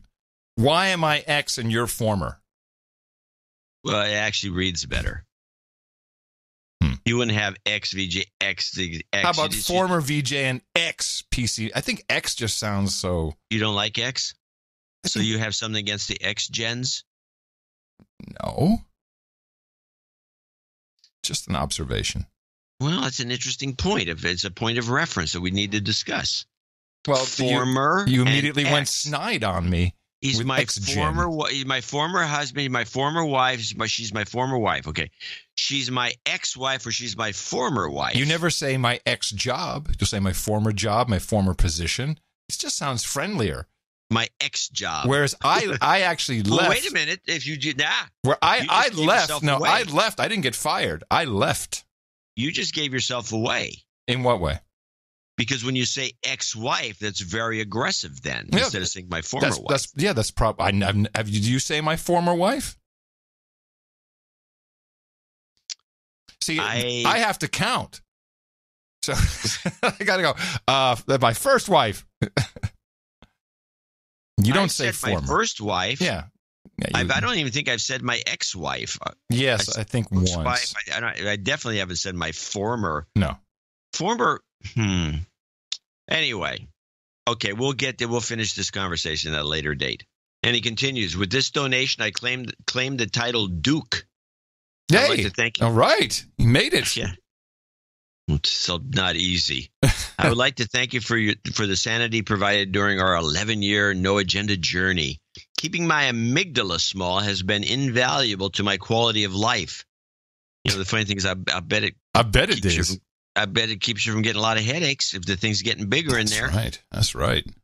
And yes, I laugh at least once an episode. Thank you. Turn away if you don't. To those of you who haven't donated, reflect on the value for value that you have received.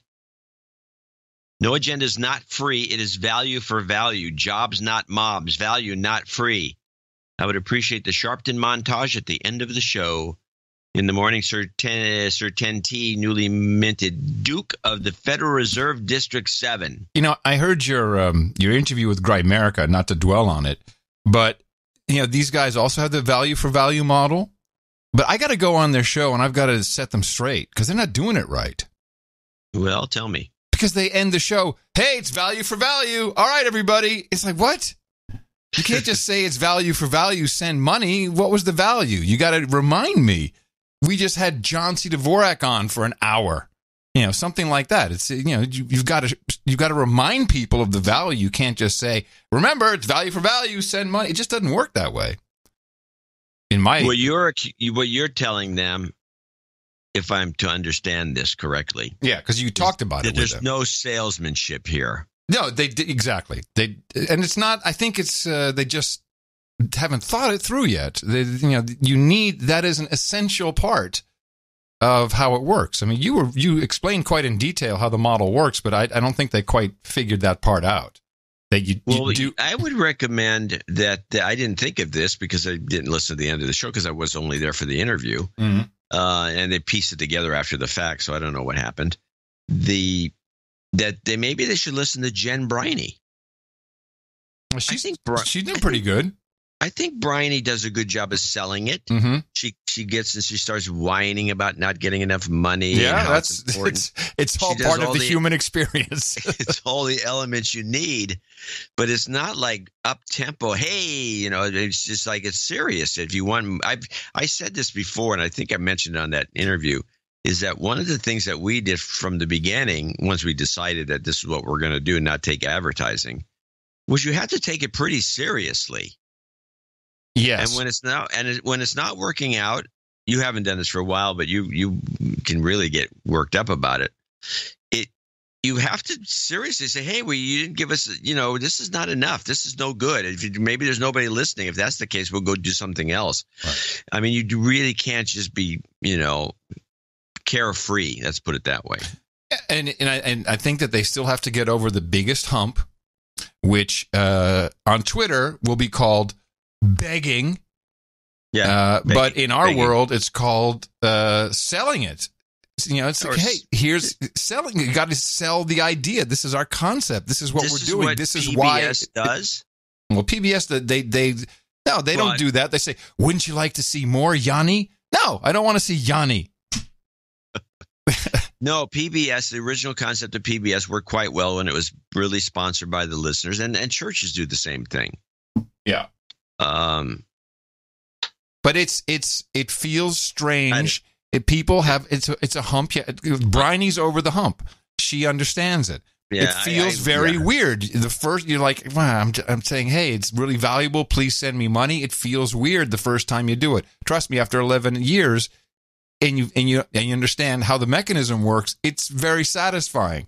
Because if people think it's shit, then they won't give you any money. The value for value, it works itself out automatically, but you do have to explain it. And I think you have to explain it a lot. So that's just a little tip. I agree. If that's the way they're ending it, they have to fix that. Well, yeah, you should go on their show and then... after Void Zero goes on. Yeah, I forgot to mention Void Zero and Sir Bemrose. Well, and Void Zero was upset about that, and I apologize to him. No, it's okay, but I mean, you missed the whole producer network part. I mean, it just didn't come up in the conversation because I noticed wasn't in the conversation. I know. It's not your fault. It's not your fault. But it's an origin story, right? How did I get into this? I don't know if I even mentioned Mevio. I should have. Yes, you did. You did. Yeah, because But again, instead of saying I scammed Adam and he gave me a job, you're like, well, and I became vice president over there or something. I'm like, no, you scammed me. I said, okay, I'm in, and then I made you vice president. Yeah. Okay, that's how it started. That's how it works. Yeah. Exactly. Now, move on. Let's feel onward. Bad about it. No, onward to Sir Richard Bangs in Washington, D.C., $200. I saw the Beagle, which was at the bottom of the newsletter, and I knew what to do. Yes. I just did the math, and my last donation actually put me at $3,000, and therefore I'm a baron. I like to be the Baron of D.C., if it's available. I believe so. I think it's available. I'm sure of it. If not, Baron of Chocolate City has a nice ring to it. Thank you for my sanity. As much as I love saying NJNK, I've got my third human resource on the way. And I've got a new house in D.C. that's okay. finished. I feel it coming. Human resource, jobs, maybe house karma. Got in it. D.C. I got you. Be finished with the construction in 5 weeks. So I'll take karma for those. I'd also like new jobs karma. The top 5 software vendors I work for, the top 5 software vendor I work for is now in the process of management of all the reps so they can squeeze an extra nickel out of a dime. He's in Dilbert land. When you're 200% of quota year over year, it's time to move on. In other words, he's a sales guy. Yeah. You see, this is how it works. I just got a full list offer on our old house. Karma does work. Outstanding. Timing is good too. Yes. Thanks for everything. Now, so he becomes a baron. We shall give him that title later on. Thank you very much, Sir Richard Banks. Jobs, jobs, jobs, and jobs. Let's vote for jobs. You've got karma. Kyle Blank in Houston, Texas, $200 would be our last associate executive producer for show 1084. That's funny. This donation is a thank you from the No Agenda stock tip. By the way, any stocks we talk about is not a recommendation to buy or anything. Adam looked into Genie Energy, symbol GNE, and saw the strategic advisors are a who's list. Who's list. Yes. Woo. I put a little money in after the show about 9 months ago, and I'm up 45%, 14%. Hey, now, nice. Boy, at least he was thankful with a $200 donation and an associate executive producership. Oh, that's so nice, Kyle. Thank you. Yeah, he is from Houston, of course, Oil Town.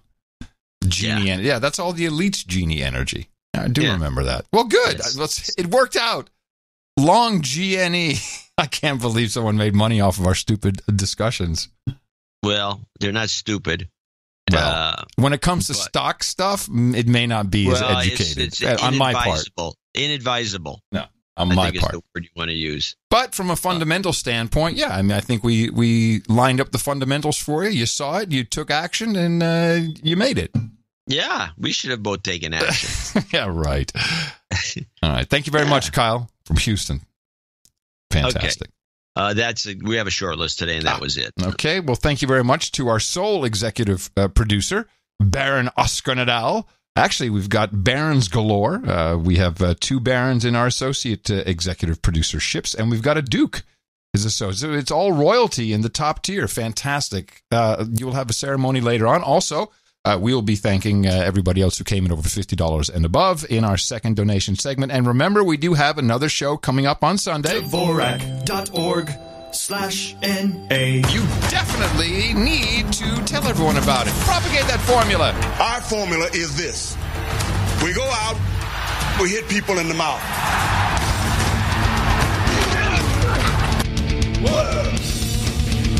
Order. Shut up, slave. Yay! Shut up, slave. So I just like to stick with where we left off before the break, kind of with the Iran sanctions. And because they are in effect now for 2 days.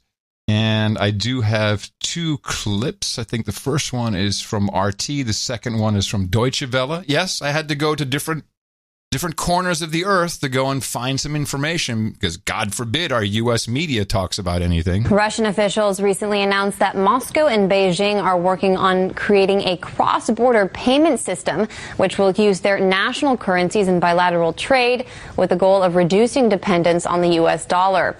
By bypassing the dollar, Russia and China avoid transfer fees and reduce their exposure to potential swings in the value of the U.S. currency.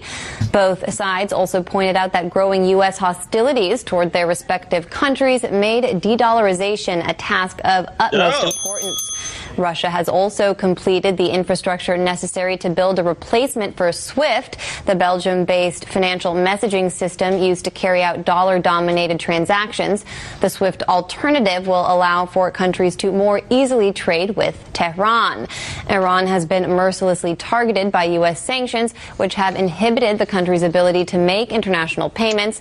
Russia's new SWIFT replacement, called SPFS, will be integrated with similar systems in China and Turkey. Yeah, the SPFS. What? It's a competing system to SWIFT. I just wanted to know what it was. SPFS. We talked about it on Sunday. SPFS. Yeah, but I don't remember this. Sierra, trade. Papa, Foxtrot, Sierra.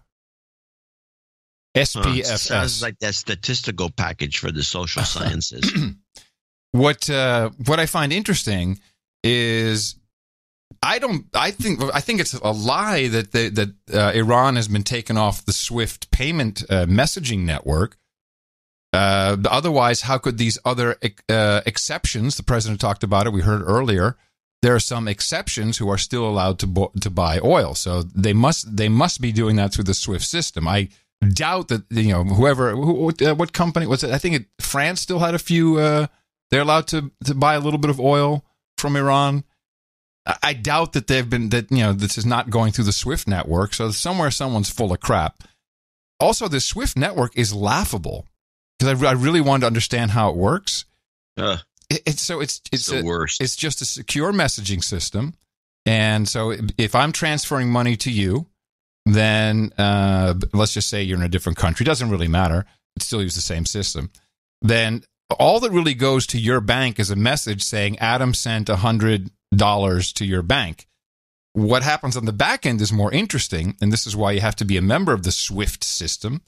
Everyone has an account with everybody else.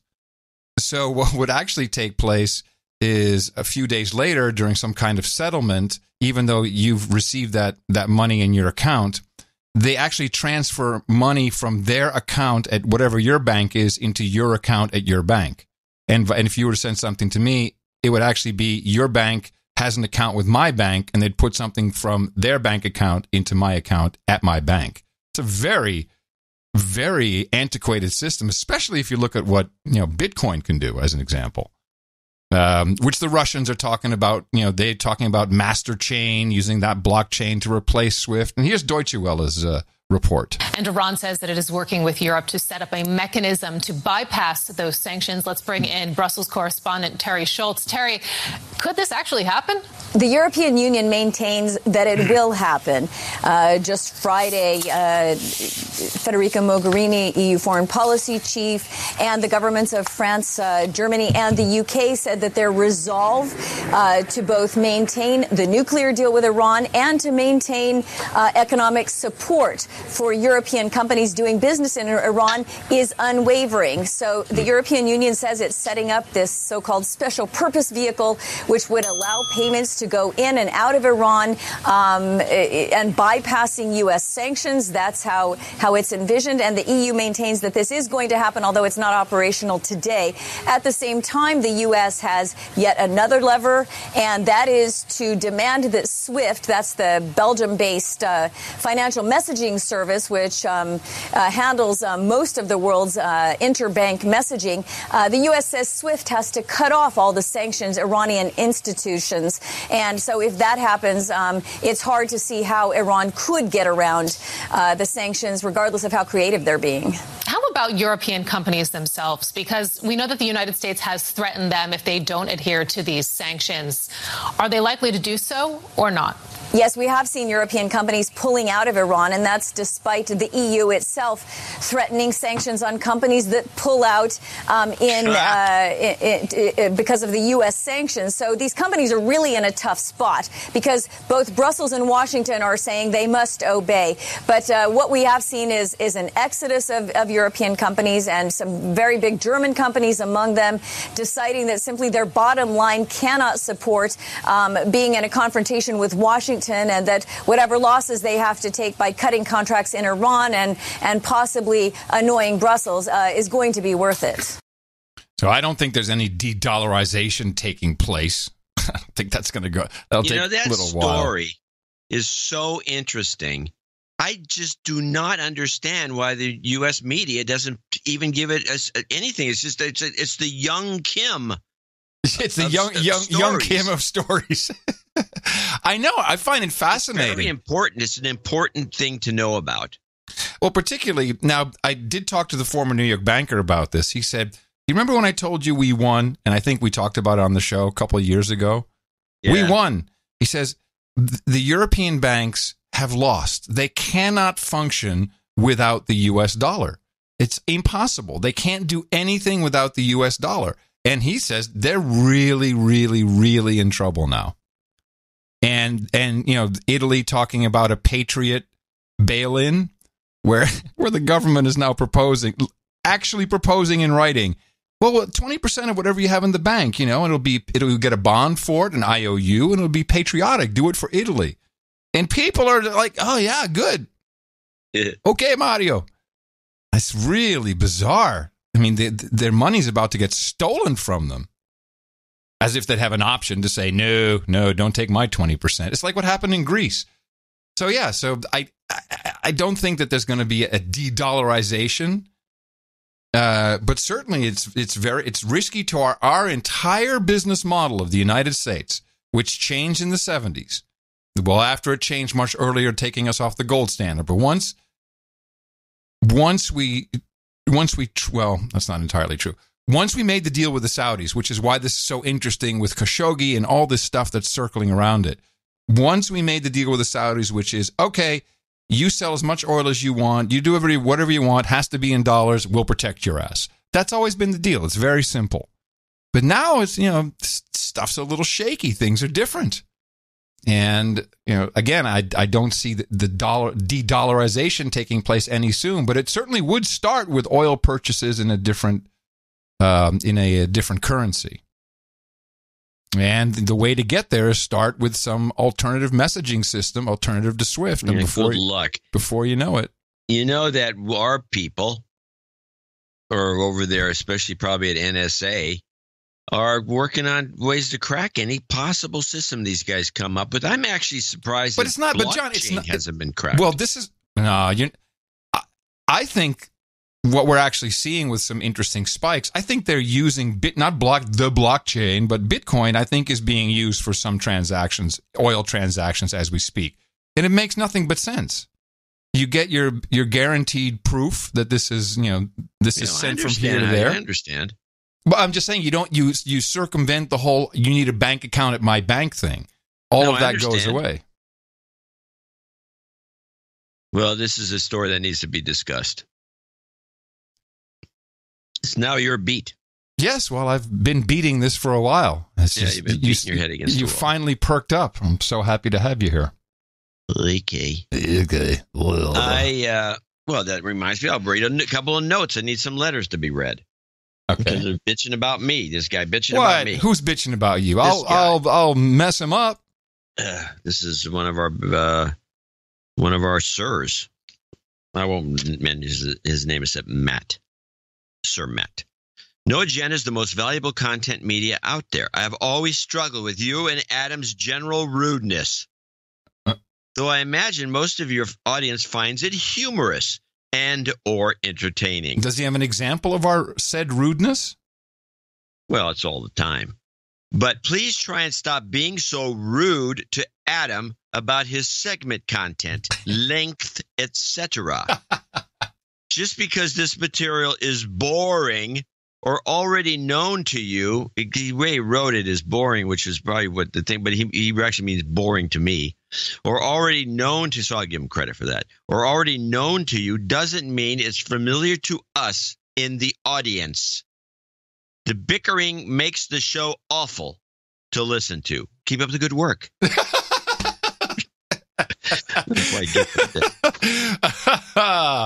All right.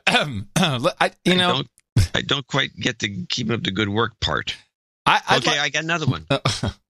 Now, by the way, somebody pointed out the psychology of letters on this show and everywhere else. If you start reading letters like that, you'll get more letters like that. Yeah, that's a very good point. So I don't want to read a lot of letters like that, but I do want to read this one because this is a Dimension B person, and I'm actually irked by this letter. And I now read some good letters because I got actually really good letters. I keep my subscription. This is a woman. I keep my subscription to your newsletter so that I can monitor. I might try to do an accurate voice. She's monitoring. I keep my subscription to your newsletter so that I can monitor whether the show ever goes back to being less partisan and less about politics. There's a lot more going on in the world. After I'm reading this, after you did your report on the oil and the Iranian thing. Yes, I know. There's a lot more going on in the world besides Trump and anti-Trump. I used to be able to hear about it by listening to the No Agenda.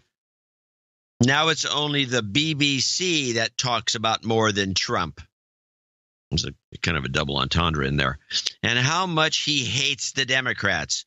You guys have gone over to the dark side with your Alex Jones conspiracies, Sandy Hook, and what appears to be your blind devotion to DJT.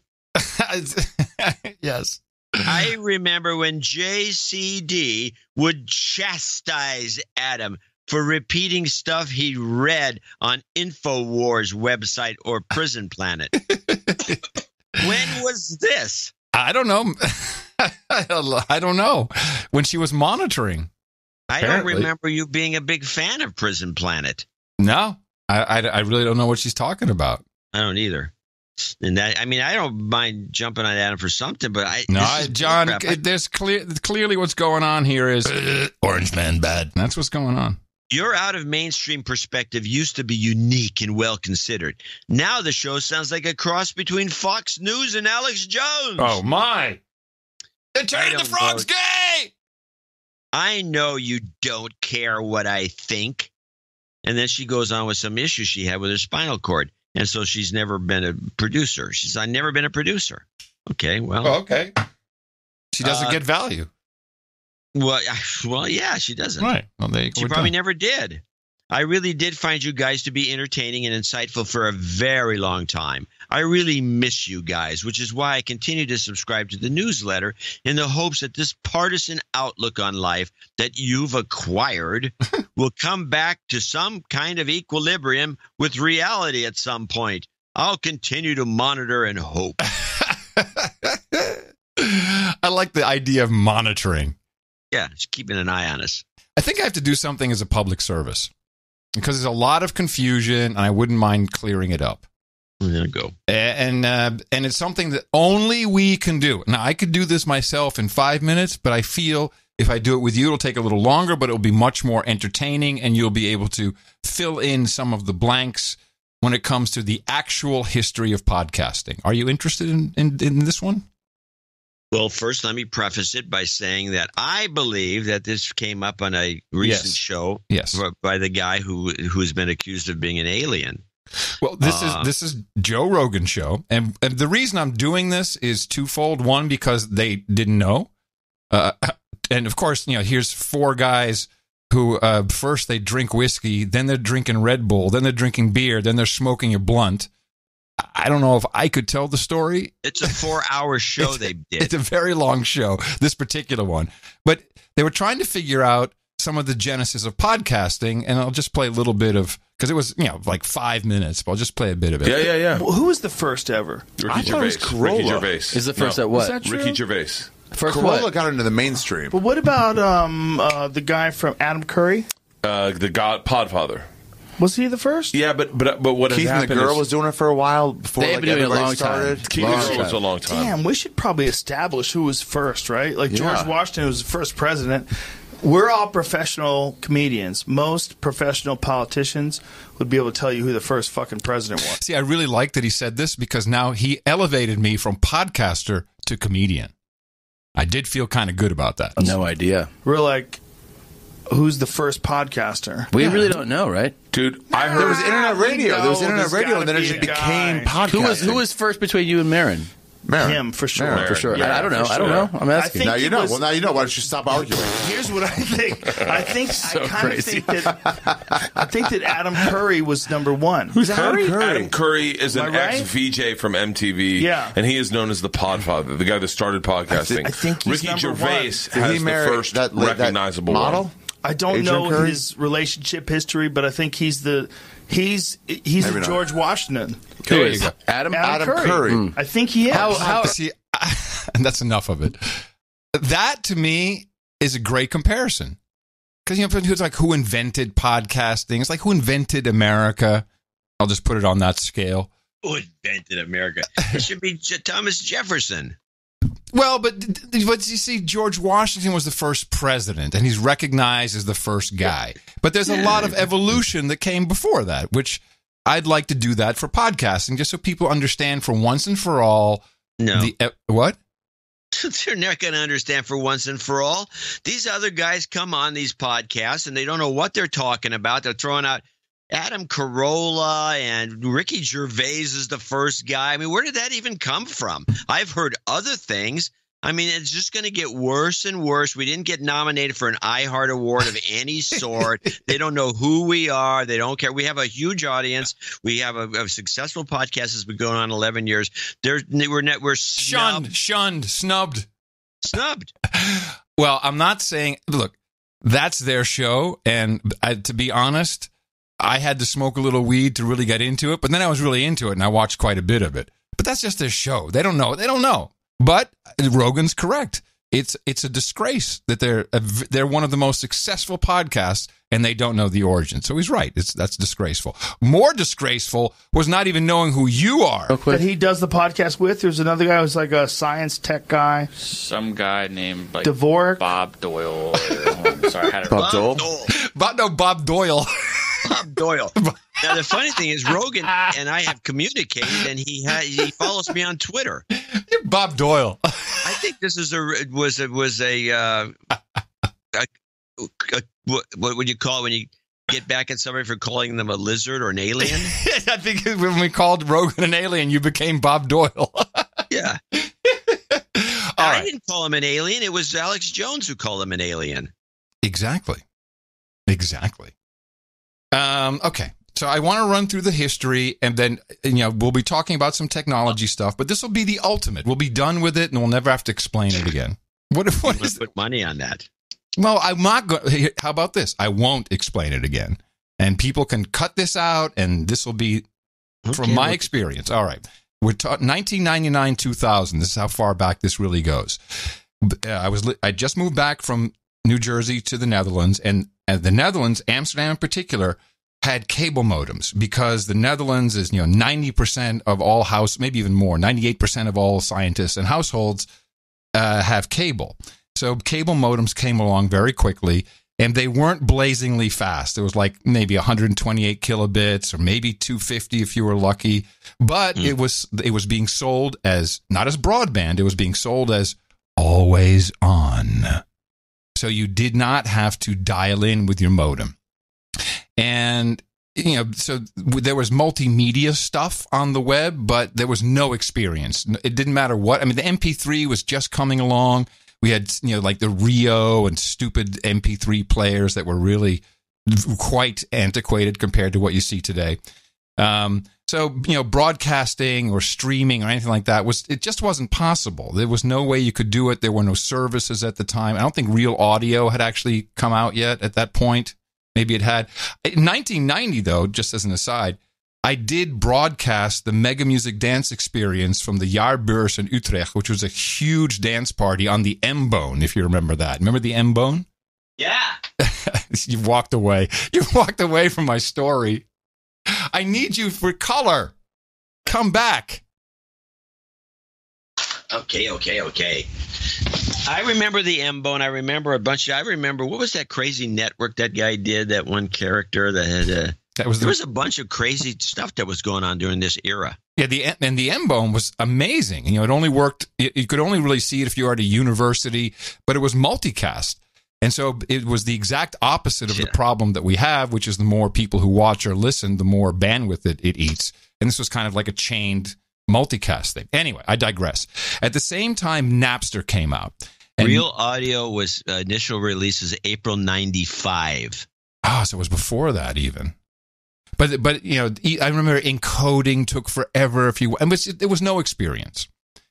So then Napster happened, and I remember opening up my Napster client, and what was so mind-blowing about this is you could see, this is some guy's computer, and you could, there was, if you just were searching for a song, it might show up, and you could explore his computer, and you could start up these downloads, and you might have 10, 12 downloads going. It would take a long time because of no bandwidth, but it was always on, and the phone line wasn't tied up, and I was like, this is what if I made the experience by changing the thinking.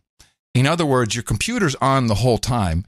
There's something you want it when it's new. Let's say a new song. That's how I was thinking at the time. But your computer had initiated a download, but didn't tell you it was available until it actually had downloaded onto the computer and would pop up a message and say, hey, I got something new. You click on it, it plays immediately.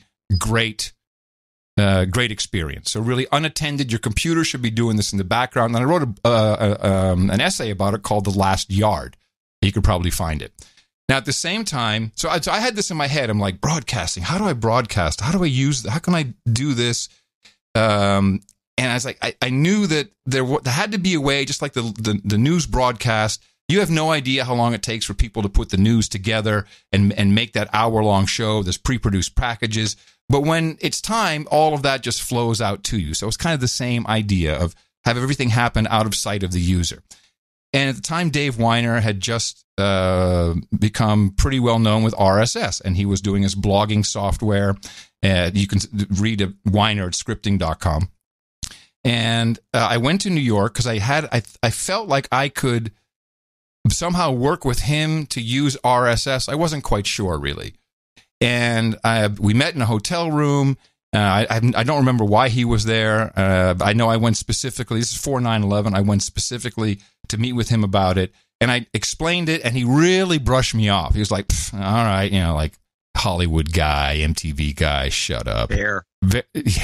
Yeah. Guys who are bald really don't take to me right off the bat.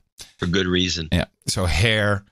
And then I came back the next day, and I actually had some of his software, and I tried to program what I meant in his software. And after another 45 minutes, he says, I get it.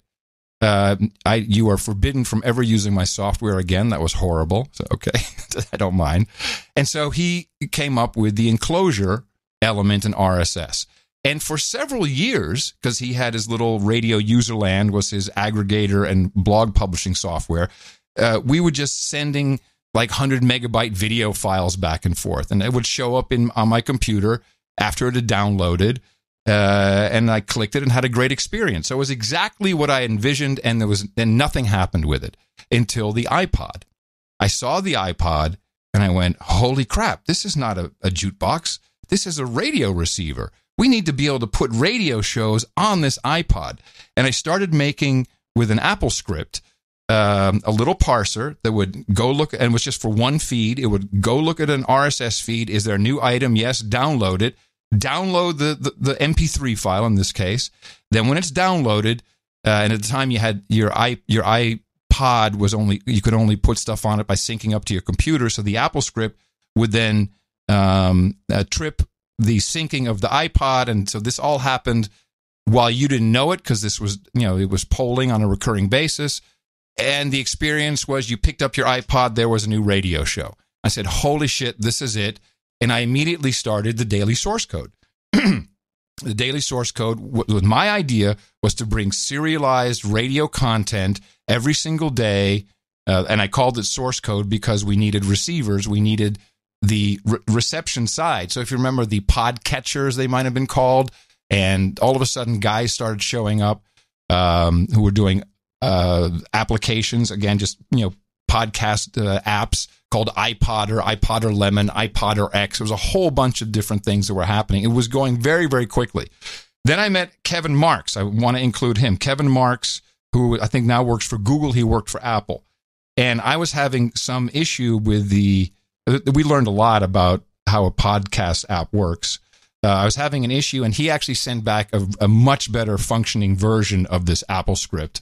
So he has an important part in the story, because that really tripped off all of this development and me doing the Daily Source Code. And I called it Source Code because my only audience at that time was dudes named Ben, and it was dudes at the time, who were building this receiving podcast software. So I would talk. Same audience as today. It's basically, and some of the same people. And so at this time, and I do want to say that Dave Weiner, I think with Chris Lydon, have done a couple of interviews, and they put that on the RSS feed. So was that a podcast? I don't know. Was the M-Bone a podcast? It's irrelevant.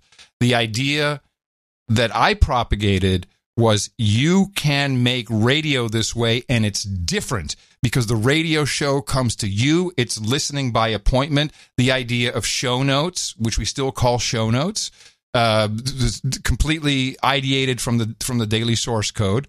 And I also started the directory. It was called the iPodder directory, and how that worked is a whole nother story. But I had the definitive directory of all podcasts by country, by we had it. You could break it out any way you want. It was kind of like a distributed database. And then some guy came into the mix.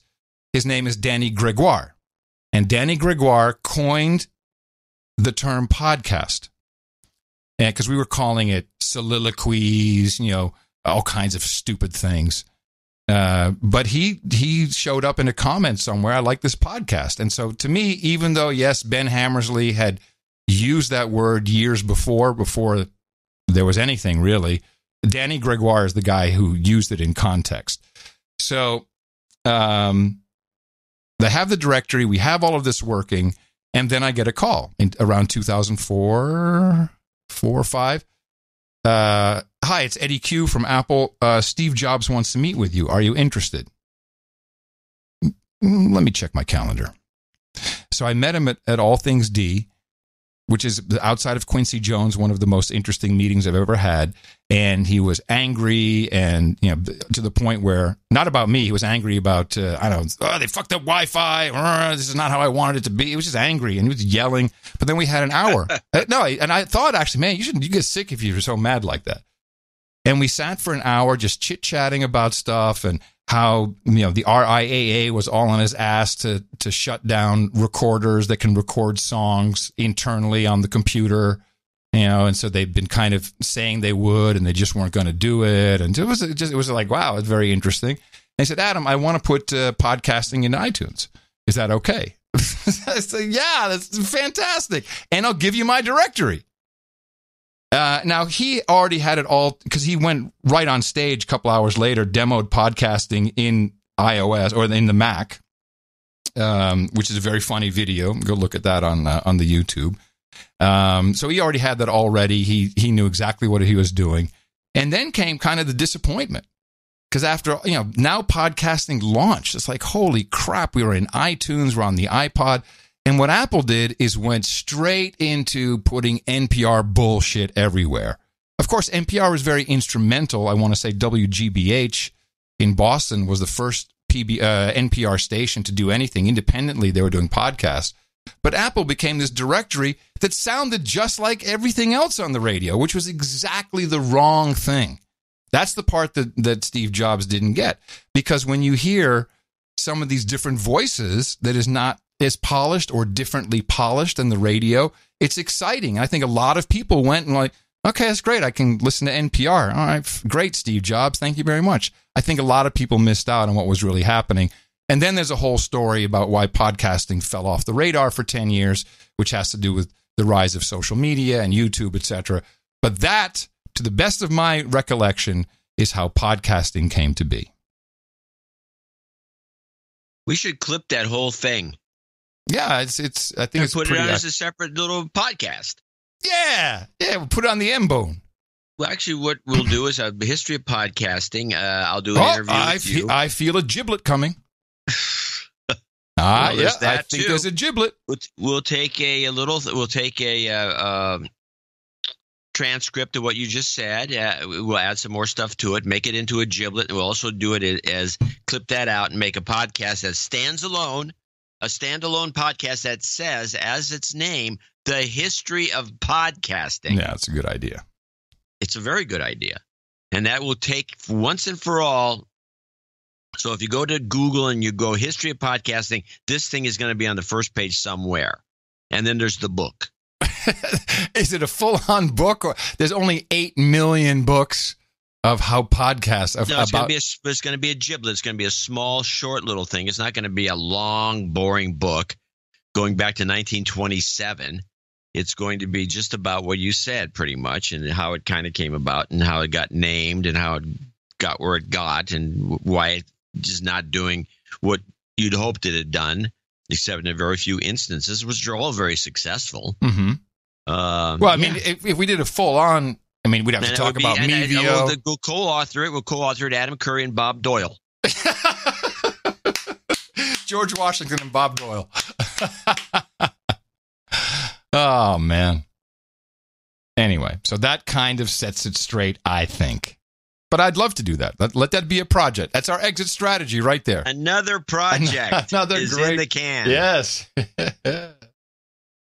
Well, we got a couple of things here because that woman moans about us. I have 2 clips. Mm-hmm. We're done with the podcasting story. Oh, yeah. Oh, yes. We're almost into our break. That's how done we are with the podcasting story. Well, let's play a couple of humorous clips then. Let's do that. Now, you heard the promises clip from Trump, I hope. The promises clip. Well, you don't know. You may not have heard this. This is Trump and his promises. Play it. It's all happening faster than anybody could believe. Even one of them recently said that President Trump made promises, but he's kept many more promises. I mean, far more than I made. Think of it.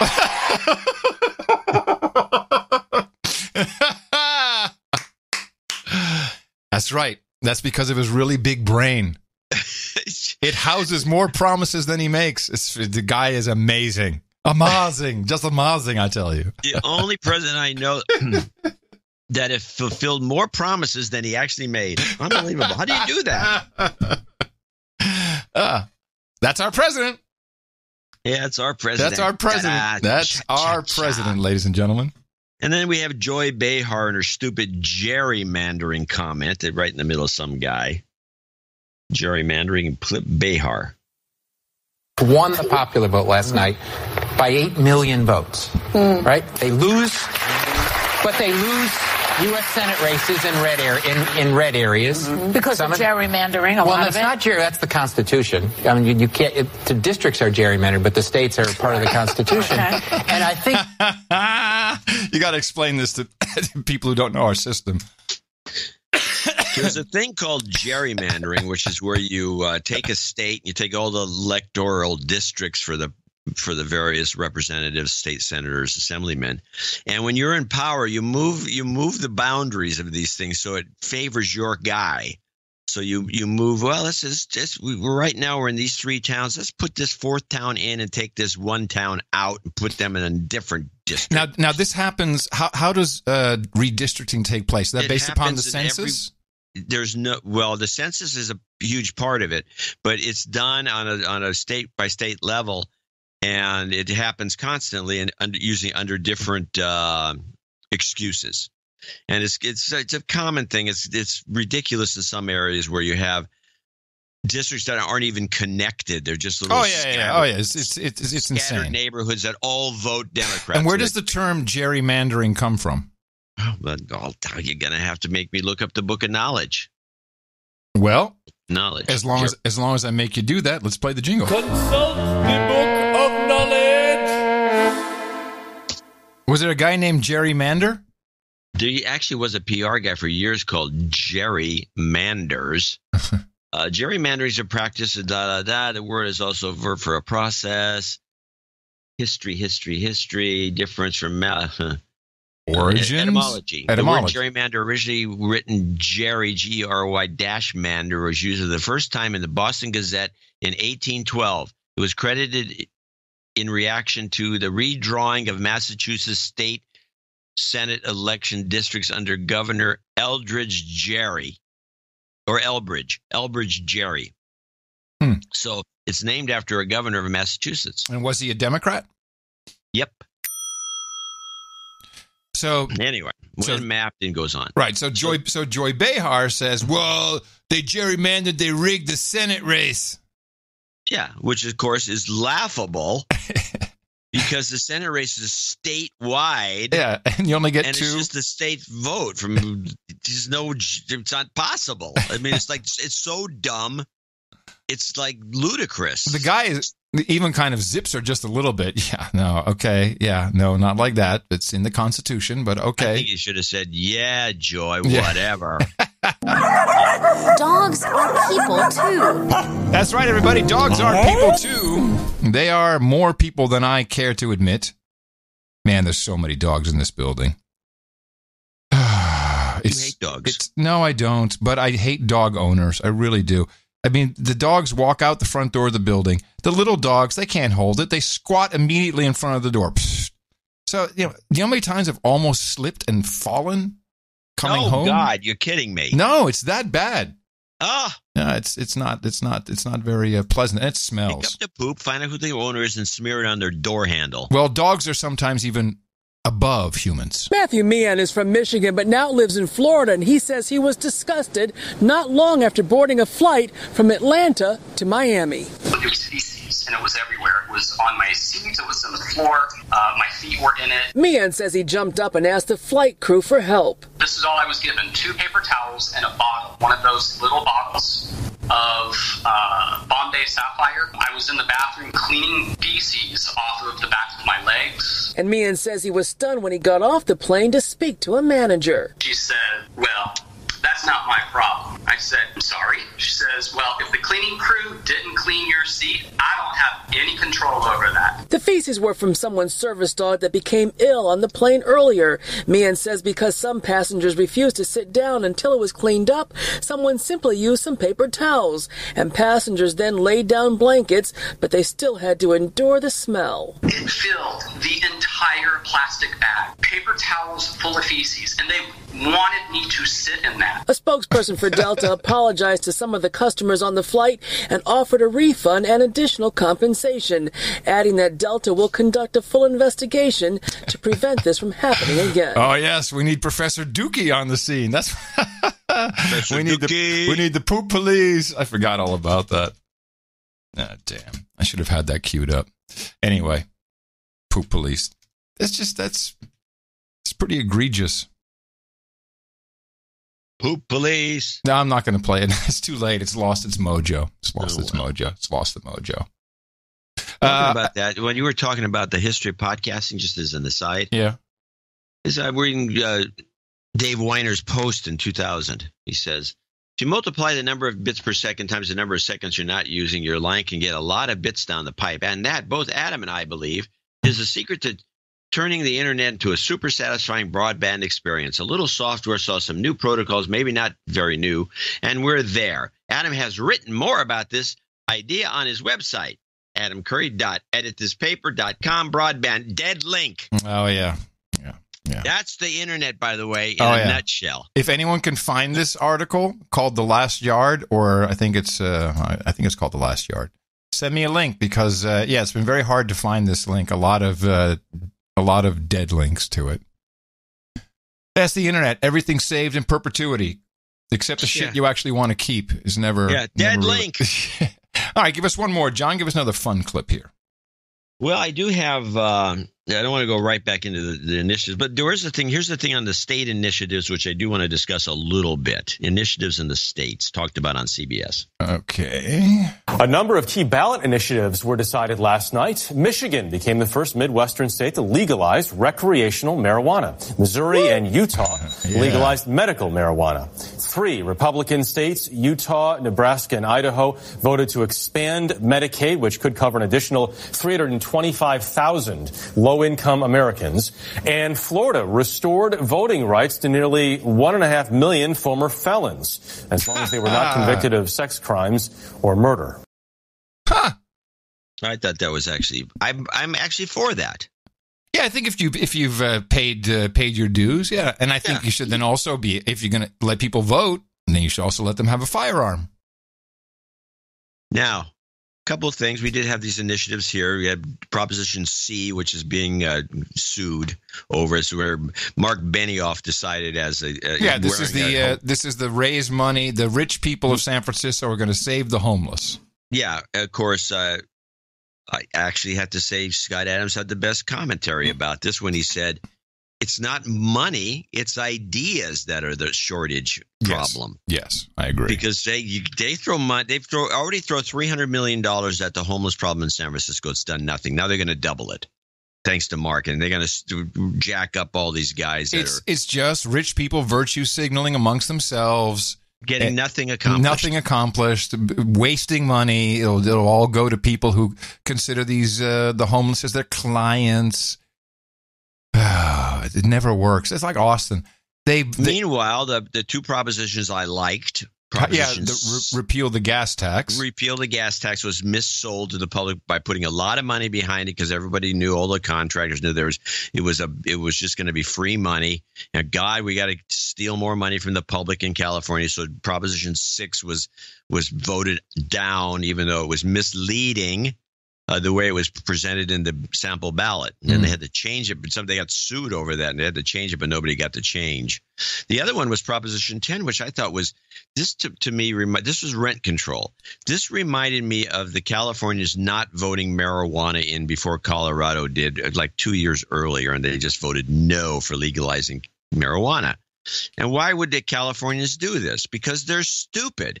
And in fact, this rent control thing really wasn't changing rent control. It was taking it out of the hands of the state and giving it to the locals who could put rent control in certain cities where it might actually be needed and it might actually be useful.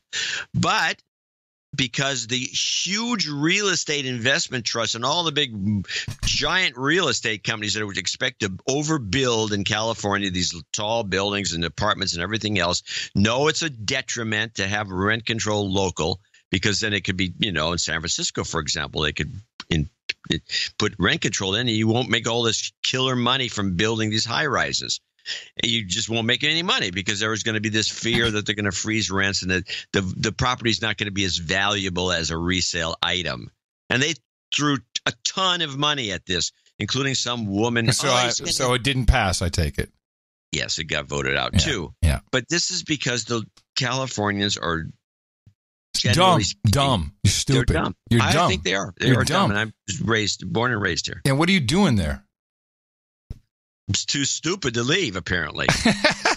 No, I mean, I love you and all, but let's see. Dan found. Someone found it. Found what? They found your essay? My last yard essay. Yes. Yeah, well, good. We'll put it on hook it to curry.com. Yeah, you better believe I will. That's cool, Dan. Thank you very much.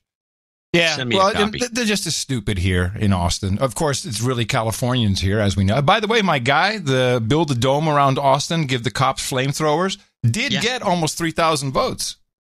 Well, I'm surprised you got that many in that area. At least you got 3,000 people you know for a fact have a sense of humor. Exactly. Someone's laughing out there. Yes. All right.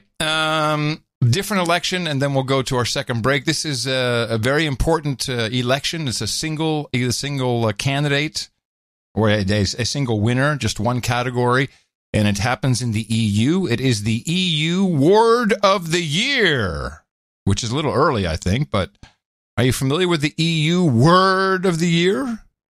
Imprisonment. Britain's Collins Dictionary has chosen single use as its 2018 Word of the Year.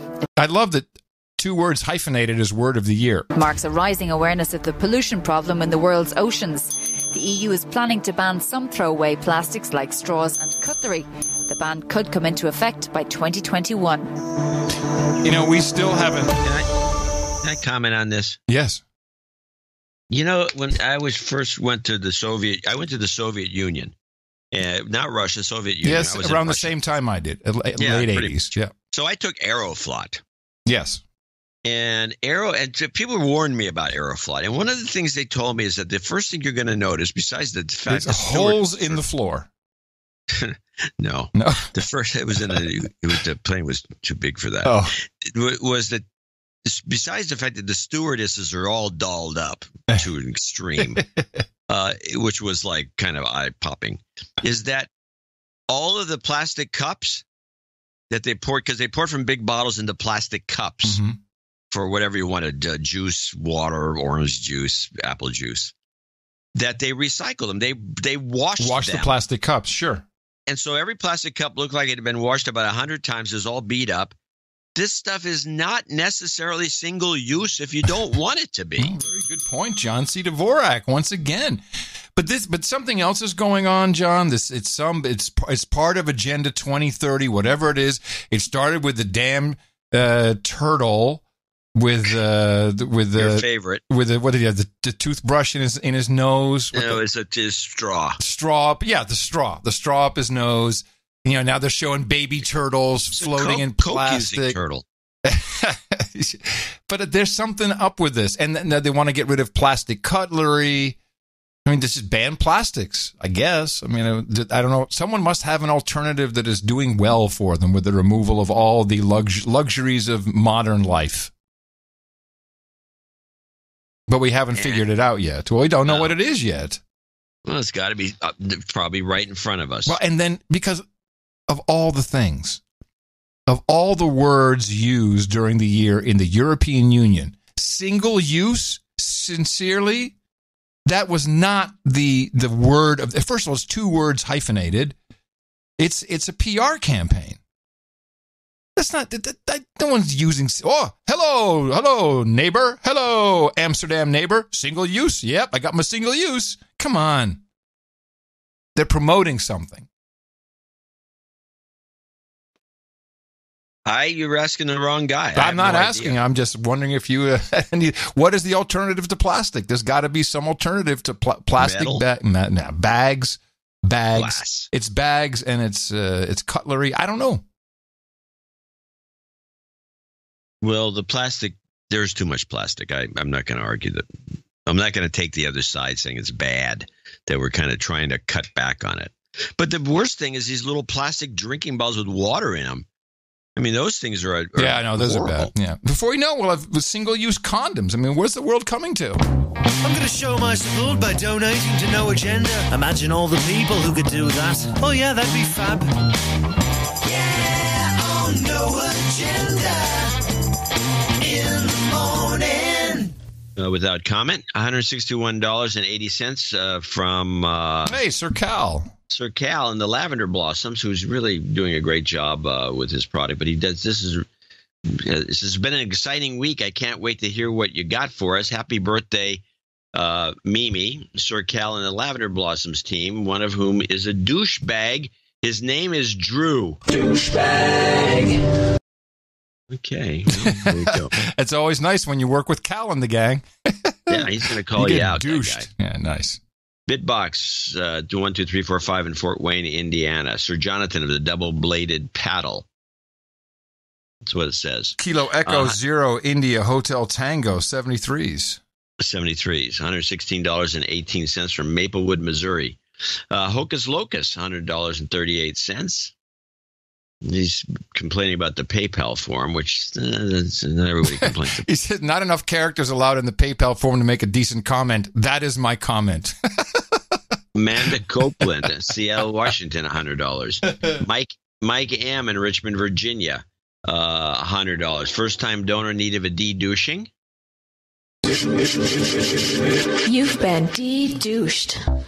We use some Jobs Karma at the end of the list, and he'd like to call out my homeboy, Troy B. in Westminster, Colorado, as a huge douchebag for not donating. And he never admits to dyeing his hair. A little extra in there. John D. Carney in Alpharetta, Georgia, 8008, boob. Sir Herb Lamb, 8008, boob. Sir Got Nate in Sebastopol, California, 6969. Sir Brian Pearson, 6666. Brian Wiffles in Genesco. Hold on a second. John, hold on 1 second. Sir Brian Pearson says he'd like to donate the title of Dame to his smoking hot wife. She'll be known as Dame Emily of Eastern Oregon. Let me just make sure she's on the list because it's not highlighted. Let me just check. Yes, she's on the list. Okay, good. So he is foregoing his upgraded title to a damehood for his mate, which is very nice. It's very touching. Yes. Brian Wiffles from Geneseo, Illinois, on his way to knighthood.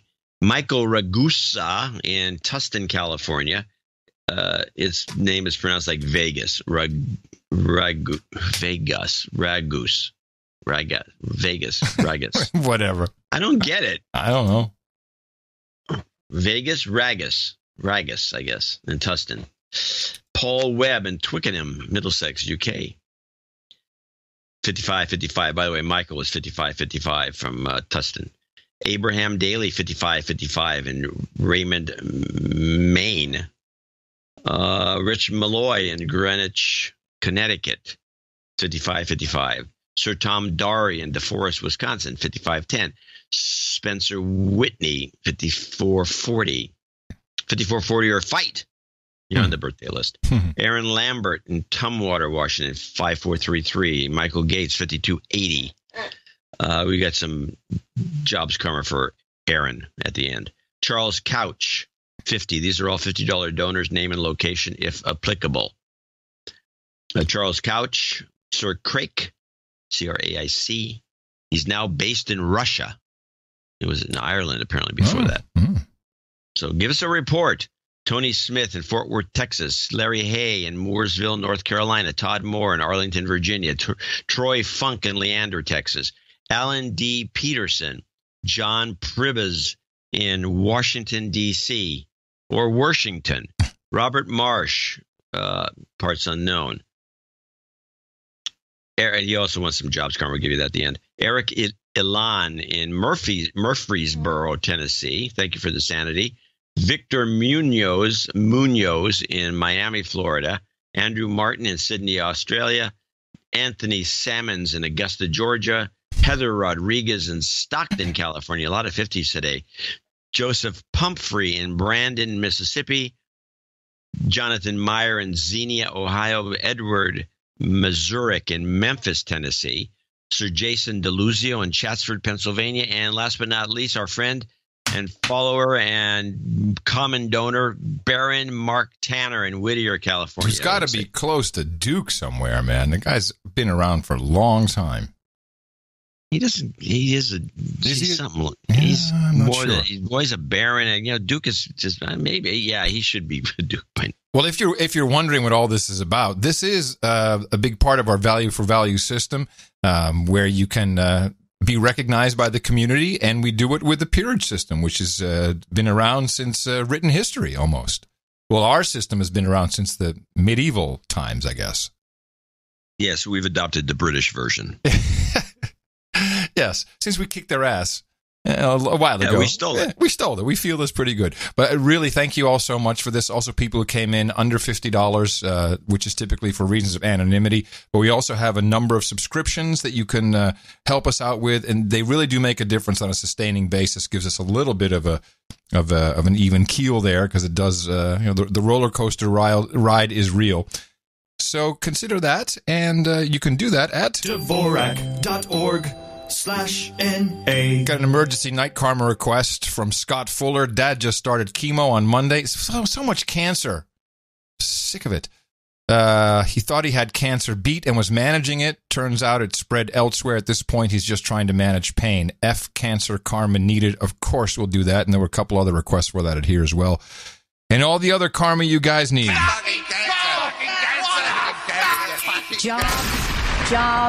Jobs, and jobs. Let's vote for jobs.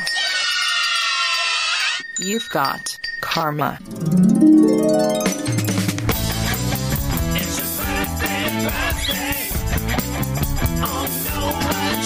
And today being the 8th of November 2018, here's our list of birthdays. Dan Victor, Surviving the Media, celebrated on November 4th. Spencer Whitney celebrates today. Baron Sir Craig celebrates tomorrow.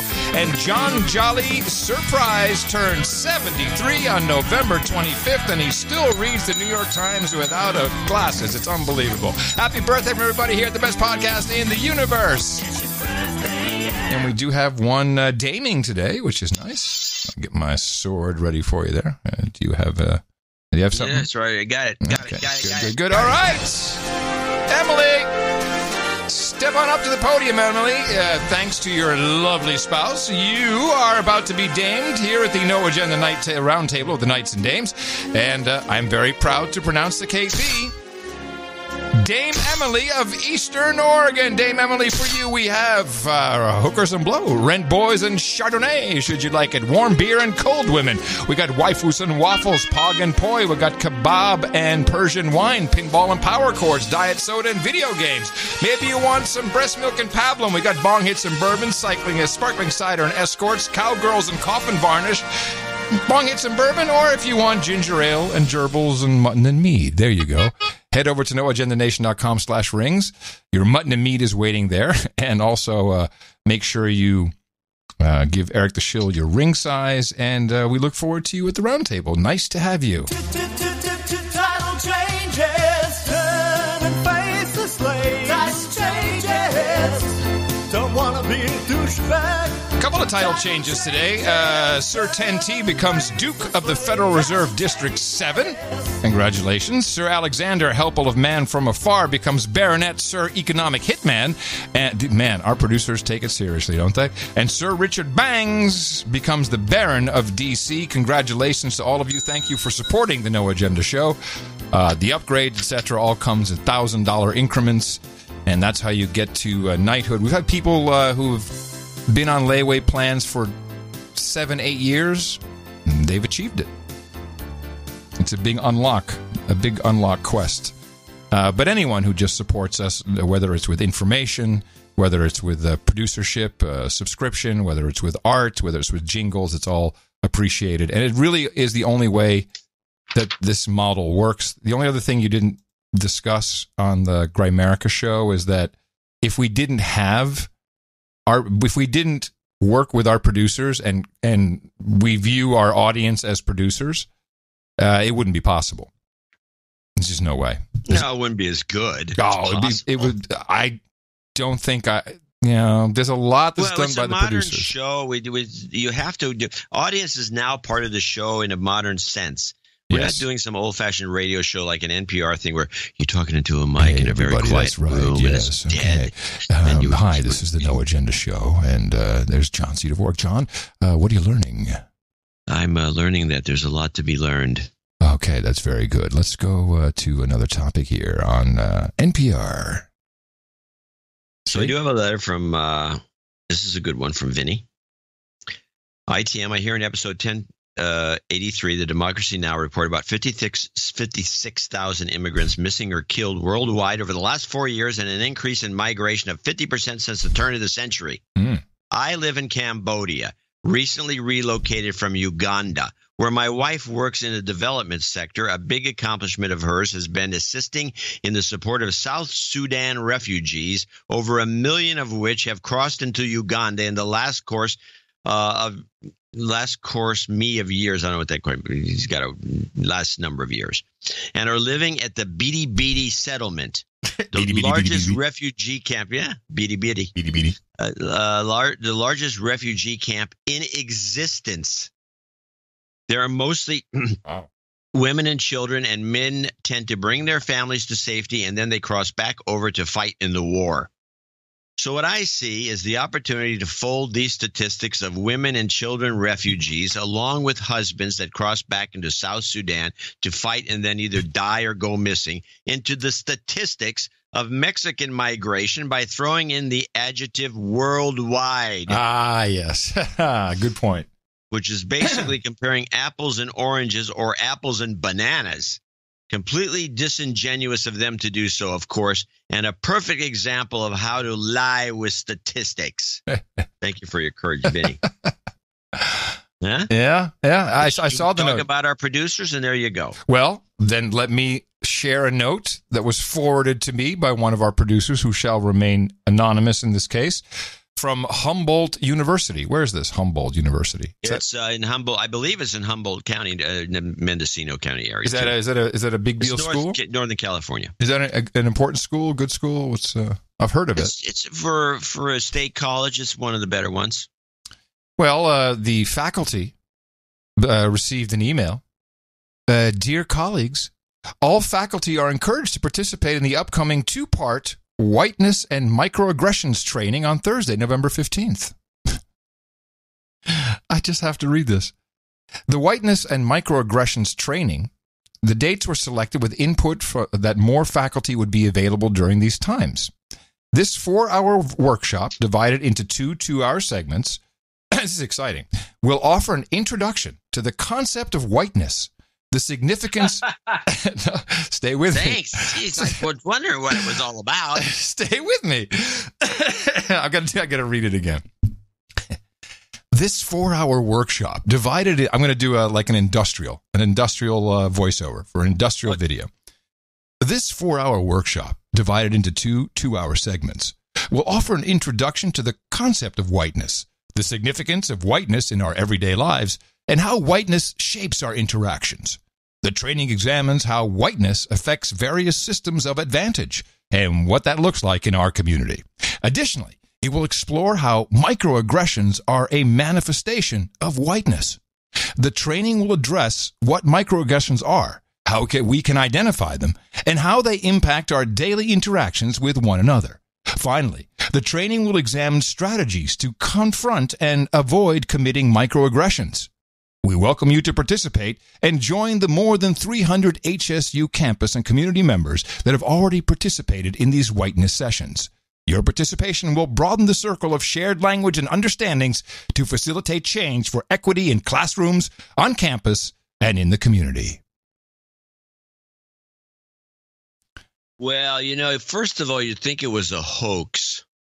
No, it's not. I haven't the original email forwarded. It's not a hoax. Sent by Julie really Tucker, Julie Tucker at Humboldt.edu. I would love to take this course. I bet you it's a hoot. I mean, did you know that microaggressions are a manifestation of whiteness? I didn't know that, but I if I took this course, I think I would understand it better. Well, it's on November 15th. I'm not going. Forget it. Don't give me any details. Come on, man. You know how far that is from here? It's like a real hike. You don't care about the show. You don't care about the show. But it's all right. I'm hurting this show. Let's just stick with whiteness. Let's go to NPR for a moment and talk about the right-wing hate groups.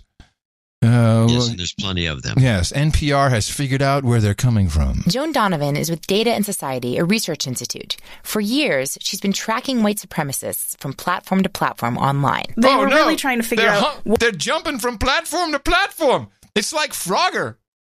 God, I'm trying to find... Oh, he jumped over there. Platform to platform online. They were really trying to figure out what young men were angry about and how they could leverage that to bring about broad-based social movement. This is the hate groups. They're trying to figure... Where would you recruit young hate men, John? Where would you go if you wanted to recruit the hate? The hate. Texas. Now we and we already got rid of Gab, although they're back. But Gab is white, racist, nationalist, horrible people. Where could it more can be? And first-person shooter games, chat rooms, and video platforms, she says, are good places to find angry young men. Video games are $100 billion. I love that. These are great places to find angry young men. Seriously. And video platforms, she says, are good places to find angry young men. Video games are a $100 billion industry. So what are companies' responsibilities to ensure that teens won't encounter hate groups? Greg Boyd is a lawyer who represents the game industry for the firm Frankfurt Kernet. He says companies take the problem seriously and remove or ban people when they're flagged by other players. But the scale of the issue is daunting. You're talking about Microsoft, PlayStation, and Steam. You're talking about 48 million, 70 million, and 130 million monthly active players or players that are playing, probably on a weekly basis. I mean, that's the populations of Spain, France, and Russia. Imagine, he says, moderating all that chat, text and voice, moment by moment. In literally every language, dialect, and subdialect spoken in the world. While the industry struggles to contain the threat, experts say it's up to parents to keep an ear out and to step in if they notice something that concerns them. John tried, and lately he says his son, now 16, seems to have left these ideas behind. He's playing fewer online shooter games, and on his own, he started attending church. Oh, he's saved! He's saved! Well, this brings up an interesting point. Rockstar Games is probably the most aggressive game maker, and they could probably recruit a lot of people. But there's this video. There's a lot of these guys, the better players, will post some of the action that they achieve on YouTube, and some of this has been taken down. Especially this one player whose name eludes me, and I'm sorry for that. But he's got segments of Red Dead Redemption 2, which is really yes. It's like Grand Theft Auto, which they also make. Always bring that one in, yeah. It's Grand Theft Auto on steroids in the West, and so I didn't get to see the one that they took down, but this guy apparently plays a character who goes around punching women, and so he's got. That's only white guys do that, by the way. That's all the white football players. No, ever punched a woman on Red Dead not football players. No. So he has one clip that's still up there, and there is something funny about it in some sick way. I have to say, being a white guy that does a bunch of aggressions. So the guy is running around, and this is so realistic, it's astonishing. But he's running around town, and there's some woman suffragette, kind of a fat chick, standing there lecturing everybody about the right to vote. And so the player stops in front of her, and she's going on and on about the right to vote. And he has a couple of snide remarks, and she calls him out for being a jerk. And he just sucker punches her and knocks her on her ass. Bam. And then he goes running off again back into just through the town. And this will be taken down for sure. And this is what game now? Red Dead Redemption 2. Nice. Now, I would recommend this game. Looks like it's hilarious. It sounds really funny. Can you get the black version so you're like, hitting white people? I was looking at one review of it. This game, it's kind of like it's broken sales records. Apparently, this thing is huge. It is so deep. It has layers and layers and layers of different things. You could probably be on this game for a year and not even explore half of it. Now, and so basically, you run around walloping social justice warriors. Is that the idea? No, I actually no. No, the idea is it's pretty much like Grand Theft Auto. You're giving certain jobs, and you have to go accomplish something, and you get a key. Sounds like something I'll be bored with very quickly. It's tedious. It seems to me. I'm not a big fan of these sort of. I mean, I like to play little bits of them because you can punch people or whatever. Well, see, that's that aggression, the microaggressions in your whiteness. You're white, and but if you really like these complex games that have a lot of detail. Man, this thing looks like just a killer. All right, I'll give it a shot. Yeah, do that. I'm a little surprised. It doesn't happen often, and I had a jingle for it, which is why I'm bummed. You have no ISO for me. Oh, what? What, for Red Dead? No, just any. You have no ISO for the end of the show. You have no ISO. ISO in there. ISO in there.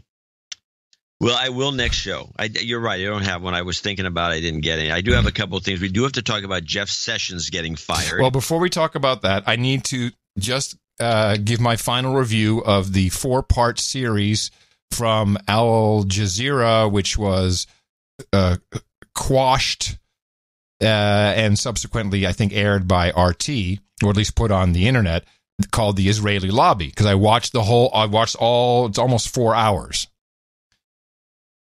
The whole thing is about the Israelis versus the BDS.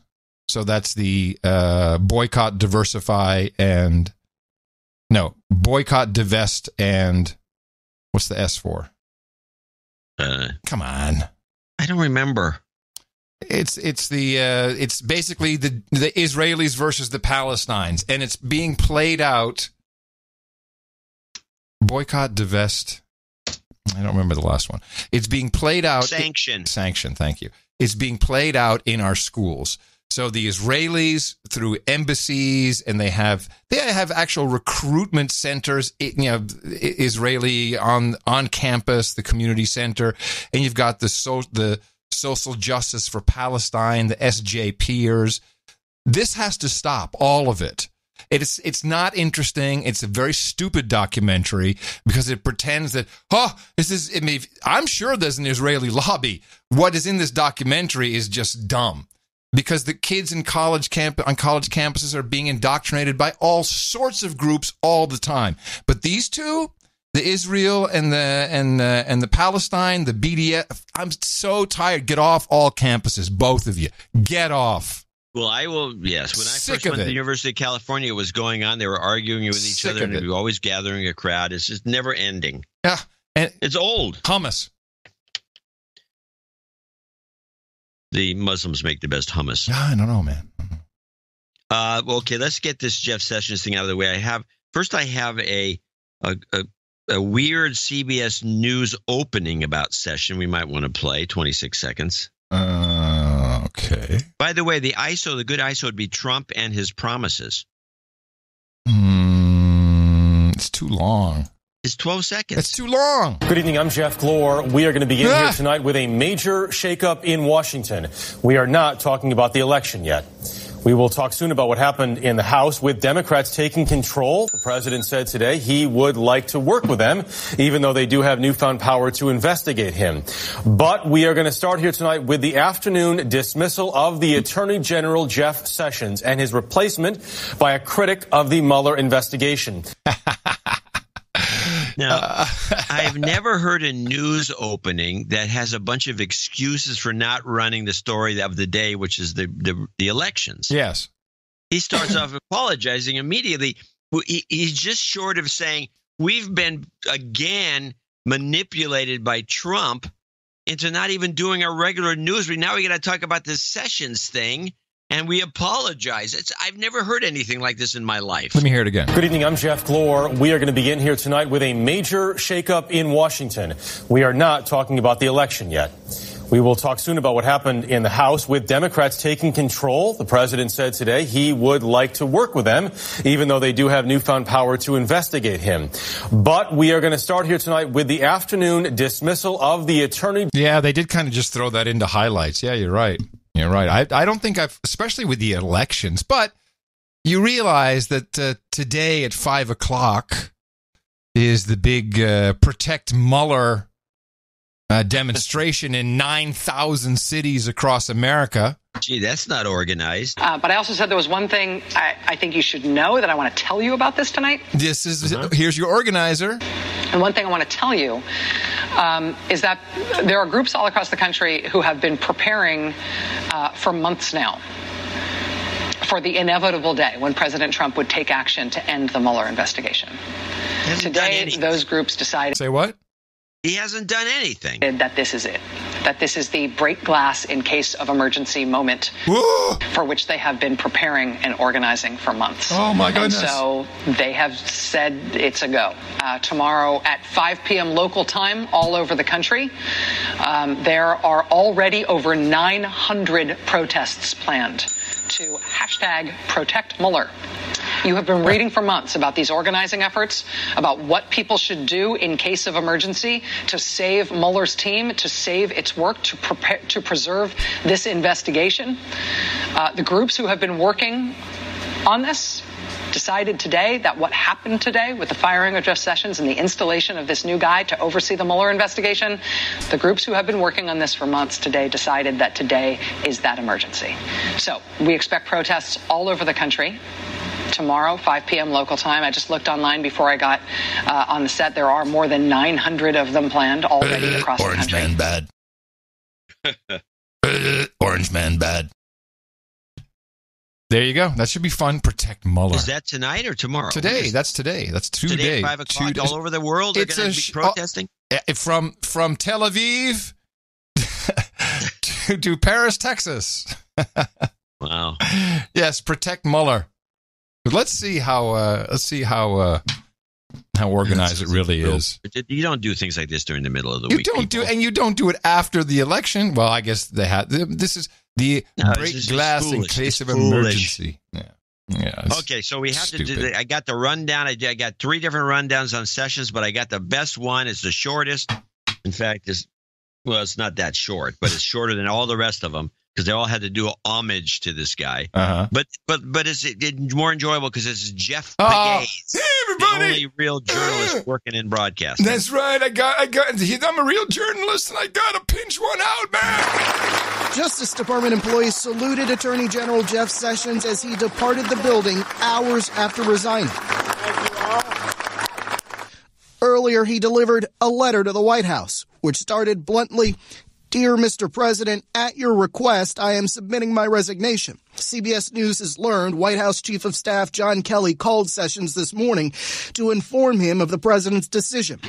But at a midday press conference, President Trump did not tip his hand when asked about Sessions by CBS News Major Garrett. But it's possible. And can you give us clarity, sir, on your thinking currently, now after the midterms, about your Attorney General and your Deputy Attorney General? Do they have long-term job security? I'd rather answer that at a little bit different time. We're looking at a lot of different things. Shortly after the press conference, Mr. Trump tweeted the news and said, of Sessions, we wish him well.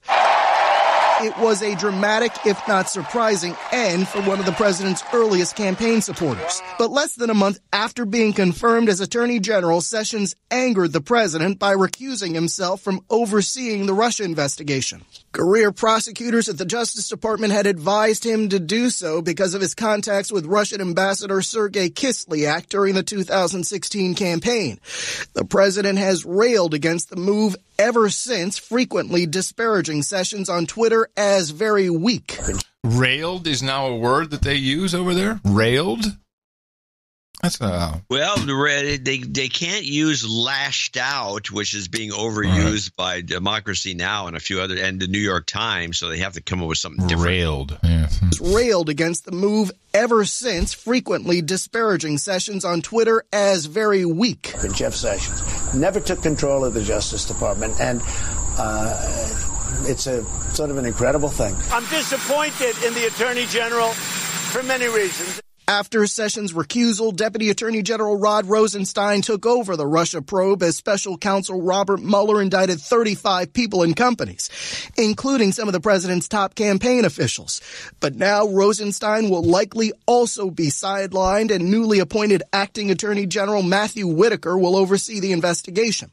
Whitaker, Sessions' chief of staff and a former U.S. attorney from Iowa, has been critical of the Russia probe in the past and has written that it could become a political fishing expedition. In this interview, he spoke about the president's criticism of Sessions. It's clear the president's trying to put enough pressure on Jeff Sessions so that Jeff does what the president, I believe, would think would just be honorable.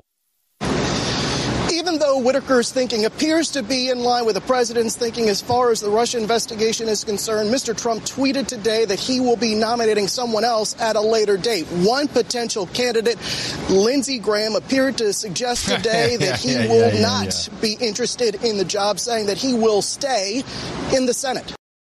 Man, wouldn't that be great if Lindsey Graham got Lindsey Graham would be funny. That'd But be have you fantastic. seen this guy, Whitaker? Yeah, he looks like a beast. He's about 6'6", Yeah. bald, and a picture on Twitter. Somebody pointed this out. His picture on his Twitter page is him. Looks like he's bench pressing about 650 pounds. Oh man, big giant weights. I mean, this guy. He just like I don't know where they found him, but he is some tough customer looking guy. Man. Anyway. So well, okay. What's the play? What's your takeaway? I think it's just that nothing. This is not the play. This is just it's obviously going to draw these people out of the woodwork. I think this. I think they may just pull the. I think. Tell me what you really are trying to say. Perhaps they're going to maybe cut the budget on the probe because it's wasting a lot of money, and I don't see that it's getting anywhere. I mean, how long does it take to prove this? Well, Trump has been very clear, and he said this multiple times. He said, I could fire everybody, but I won't do it because politically it's the wrong thing to do. He's letting it play out. Yeah. So he's pretty sure of himself.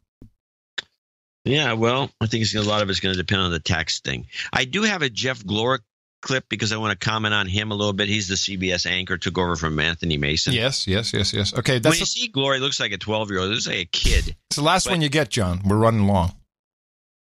Really? Because we had a... We're long. Okay. This is the last one. The only reason I clipped this is because I heard him. He uses a double mic lav. Mm-hmm. And when you see him, if you just listen to his voice and you see him in a group when he's talking, he's got the big voice. Okay. He's like a little guy with a big voice. He's got a beautiful voice. But I caught him trying to talk about something, and I think it was kind of off the record or off the cuff, I mean. Yeah. And he does say a lot. More than he should. Sorry. Chops. Anyway, you can hear it. Yeah, it started off with a good right there. I like that. So the probe reached out last night, also reached out today. Then we saw what Nancy Pelosi had to say. Is there any chance something gets done here in the next couple of years? I'm highly skeptical. I think the president doesn't fully appreciate how intrusive these investigations are going to be. There's a number of committees that have oversight, the subpoena powers they have to subpoena documents, to subpoena any official in the administration they want. They're going to start going into the bowels of a range of different agencies. And when he says there'll be a little investigating, we'll do some, they'll do some, This is highly intrusive. The base of the Democratic Party wants this. And I think he has like one speed, which is war footing. If you're at war with me, I'm at war with you. And he's not going to be interested in cooperating with him on anything else. Dan, go ahead. I think that Dan's absolutely right. You always have to assume that Congress won't get something done. But Democrats are arguing they can walk and chew gum. They say Republicans had no trouble investigating the Obama administration and still trying to work with President Obama to, let's say, cut government spending. And they say that they can do the same thing and that these presidential threats are empty threats. They say he needs to show a record of accomplishment 2 years from now, so he's going to be compelled to work with them. He is, Dan, in a more advantageous position, at least with the increased pickup in the Senate now, though. Yeah, he's got a broader conference. He's got more Republicans in this conference. And the Republicans that replaced sitting Republicans are more Trumpy, right? Marsha Blackburn is a stronger Trump sympathizer than Bob Corker. So he's got a stronger conference. Meaning he has to worry less about Susan Collins, potentially Lisa Murkowski on issues like cabinet, whatever else it is. Particularly, he's going to have a combative confirmation process for new Attorney General, and he now has more of a cushion with more Republicans and more Republicans that are sympathetic to him. That helps him with all judicial nominations. Okay, Nancy Cordes, Dan Steno, thanks very much. My eyes glazed over. Stop the pain. What were they talking about?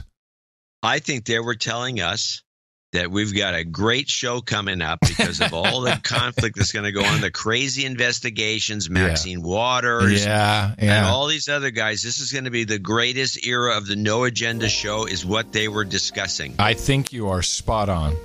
Without mentioning the show, unfortunately. Well, but you know they were thinking it.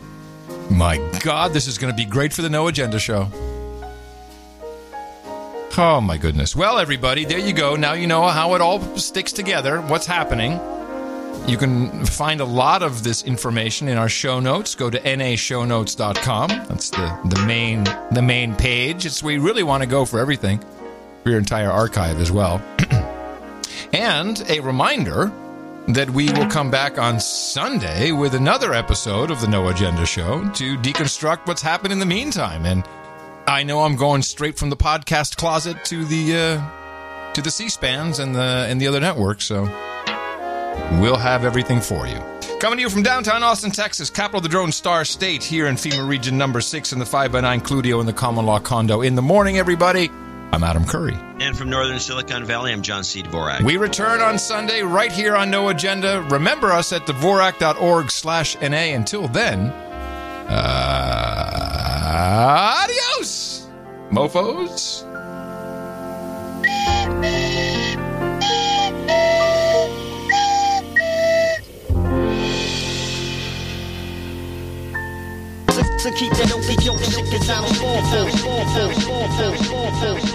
He starts to stutter. This group of folks.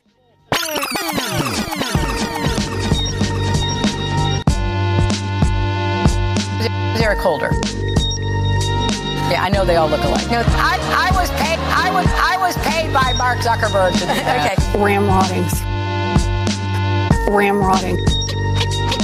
Because, Senator Warren, I don't look for every opportunity to try to grandstand. You know, I didn't recall you responding to the mayor of Somerville making a pretty negative statement. Or like President Obama, trying to do a little bit of Trumpiest. This group of folks. This group of folks. I keep trying to point out people not to demonize. Should we keep this going for a little while? Yes.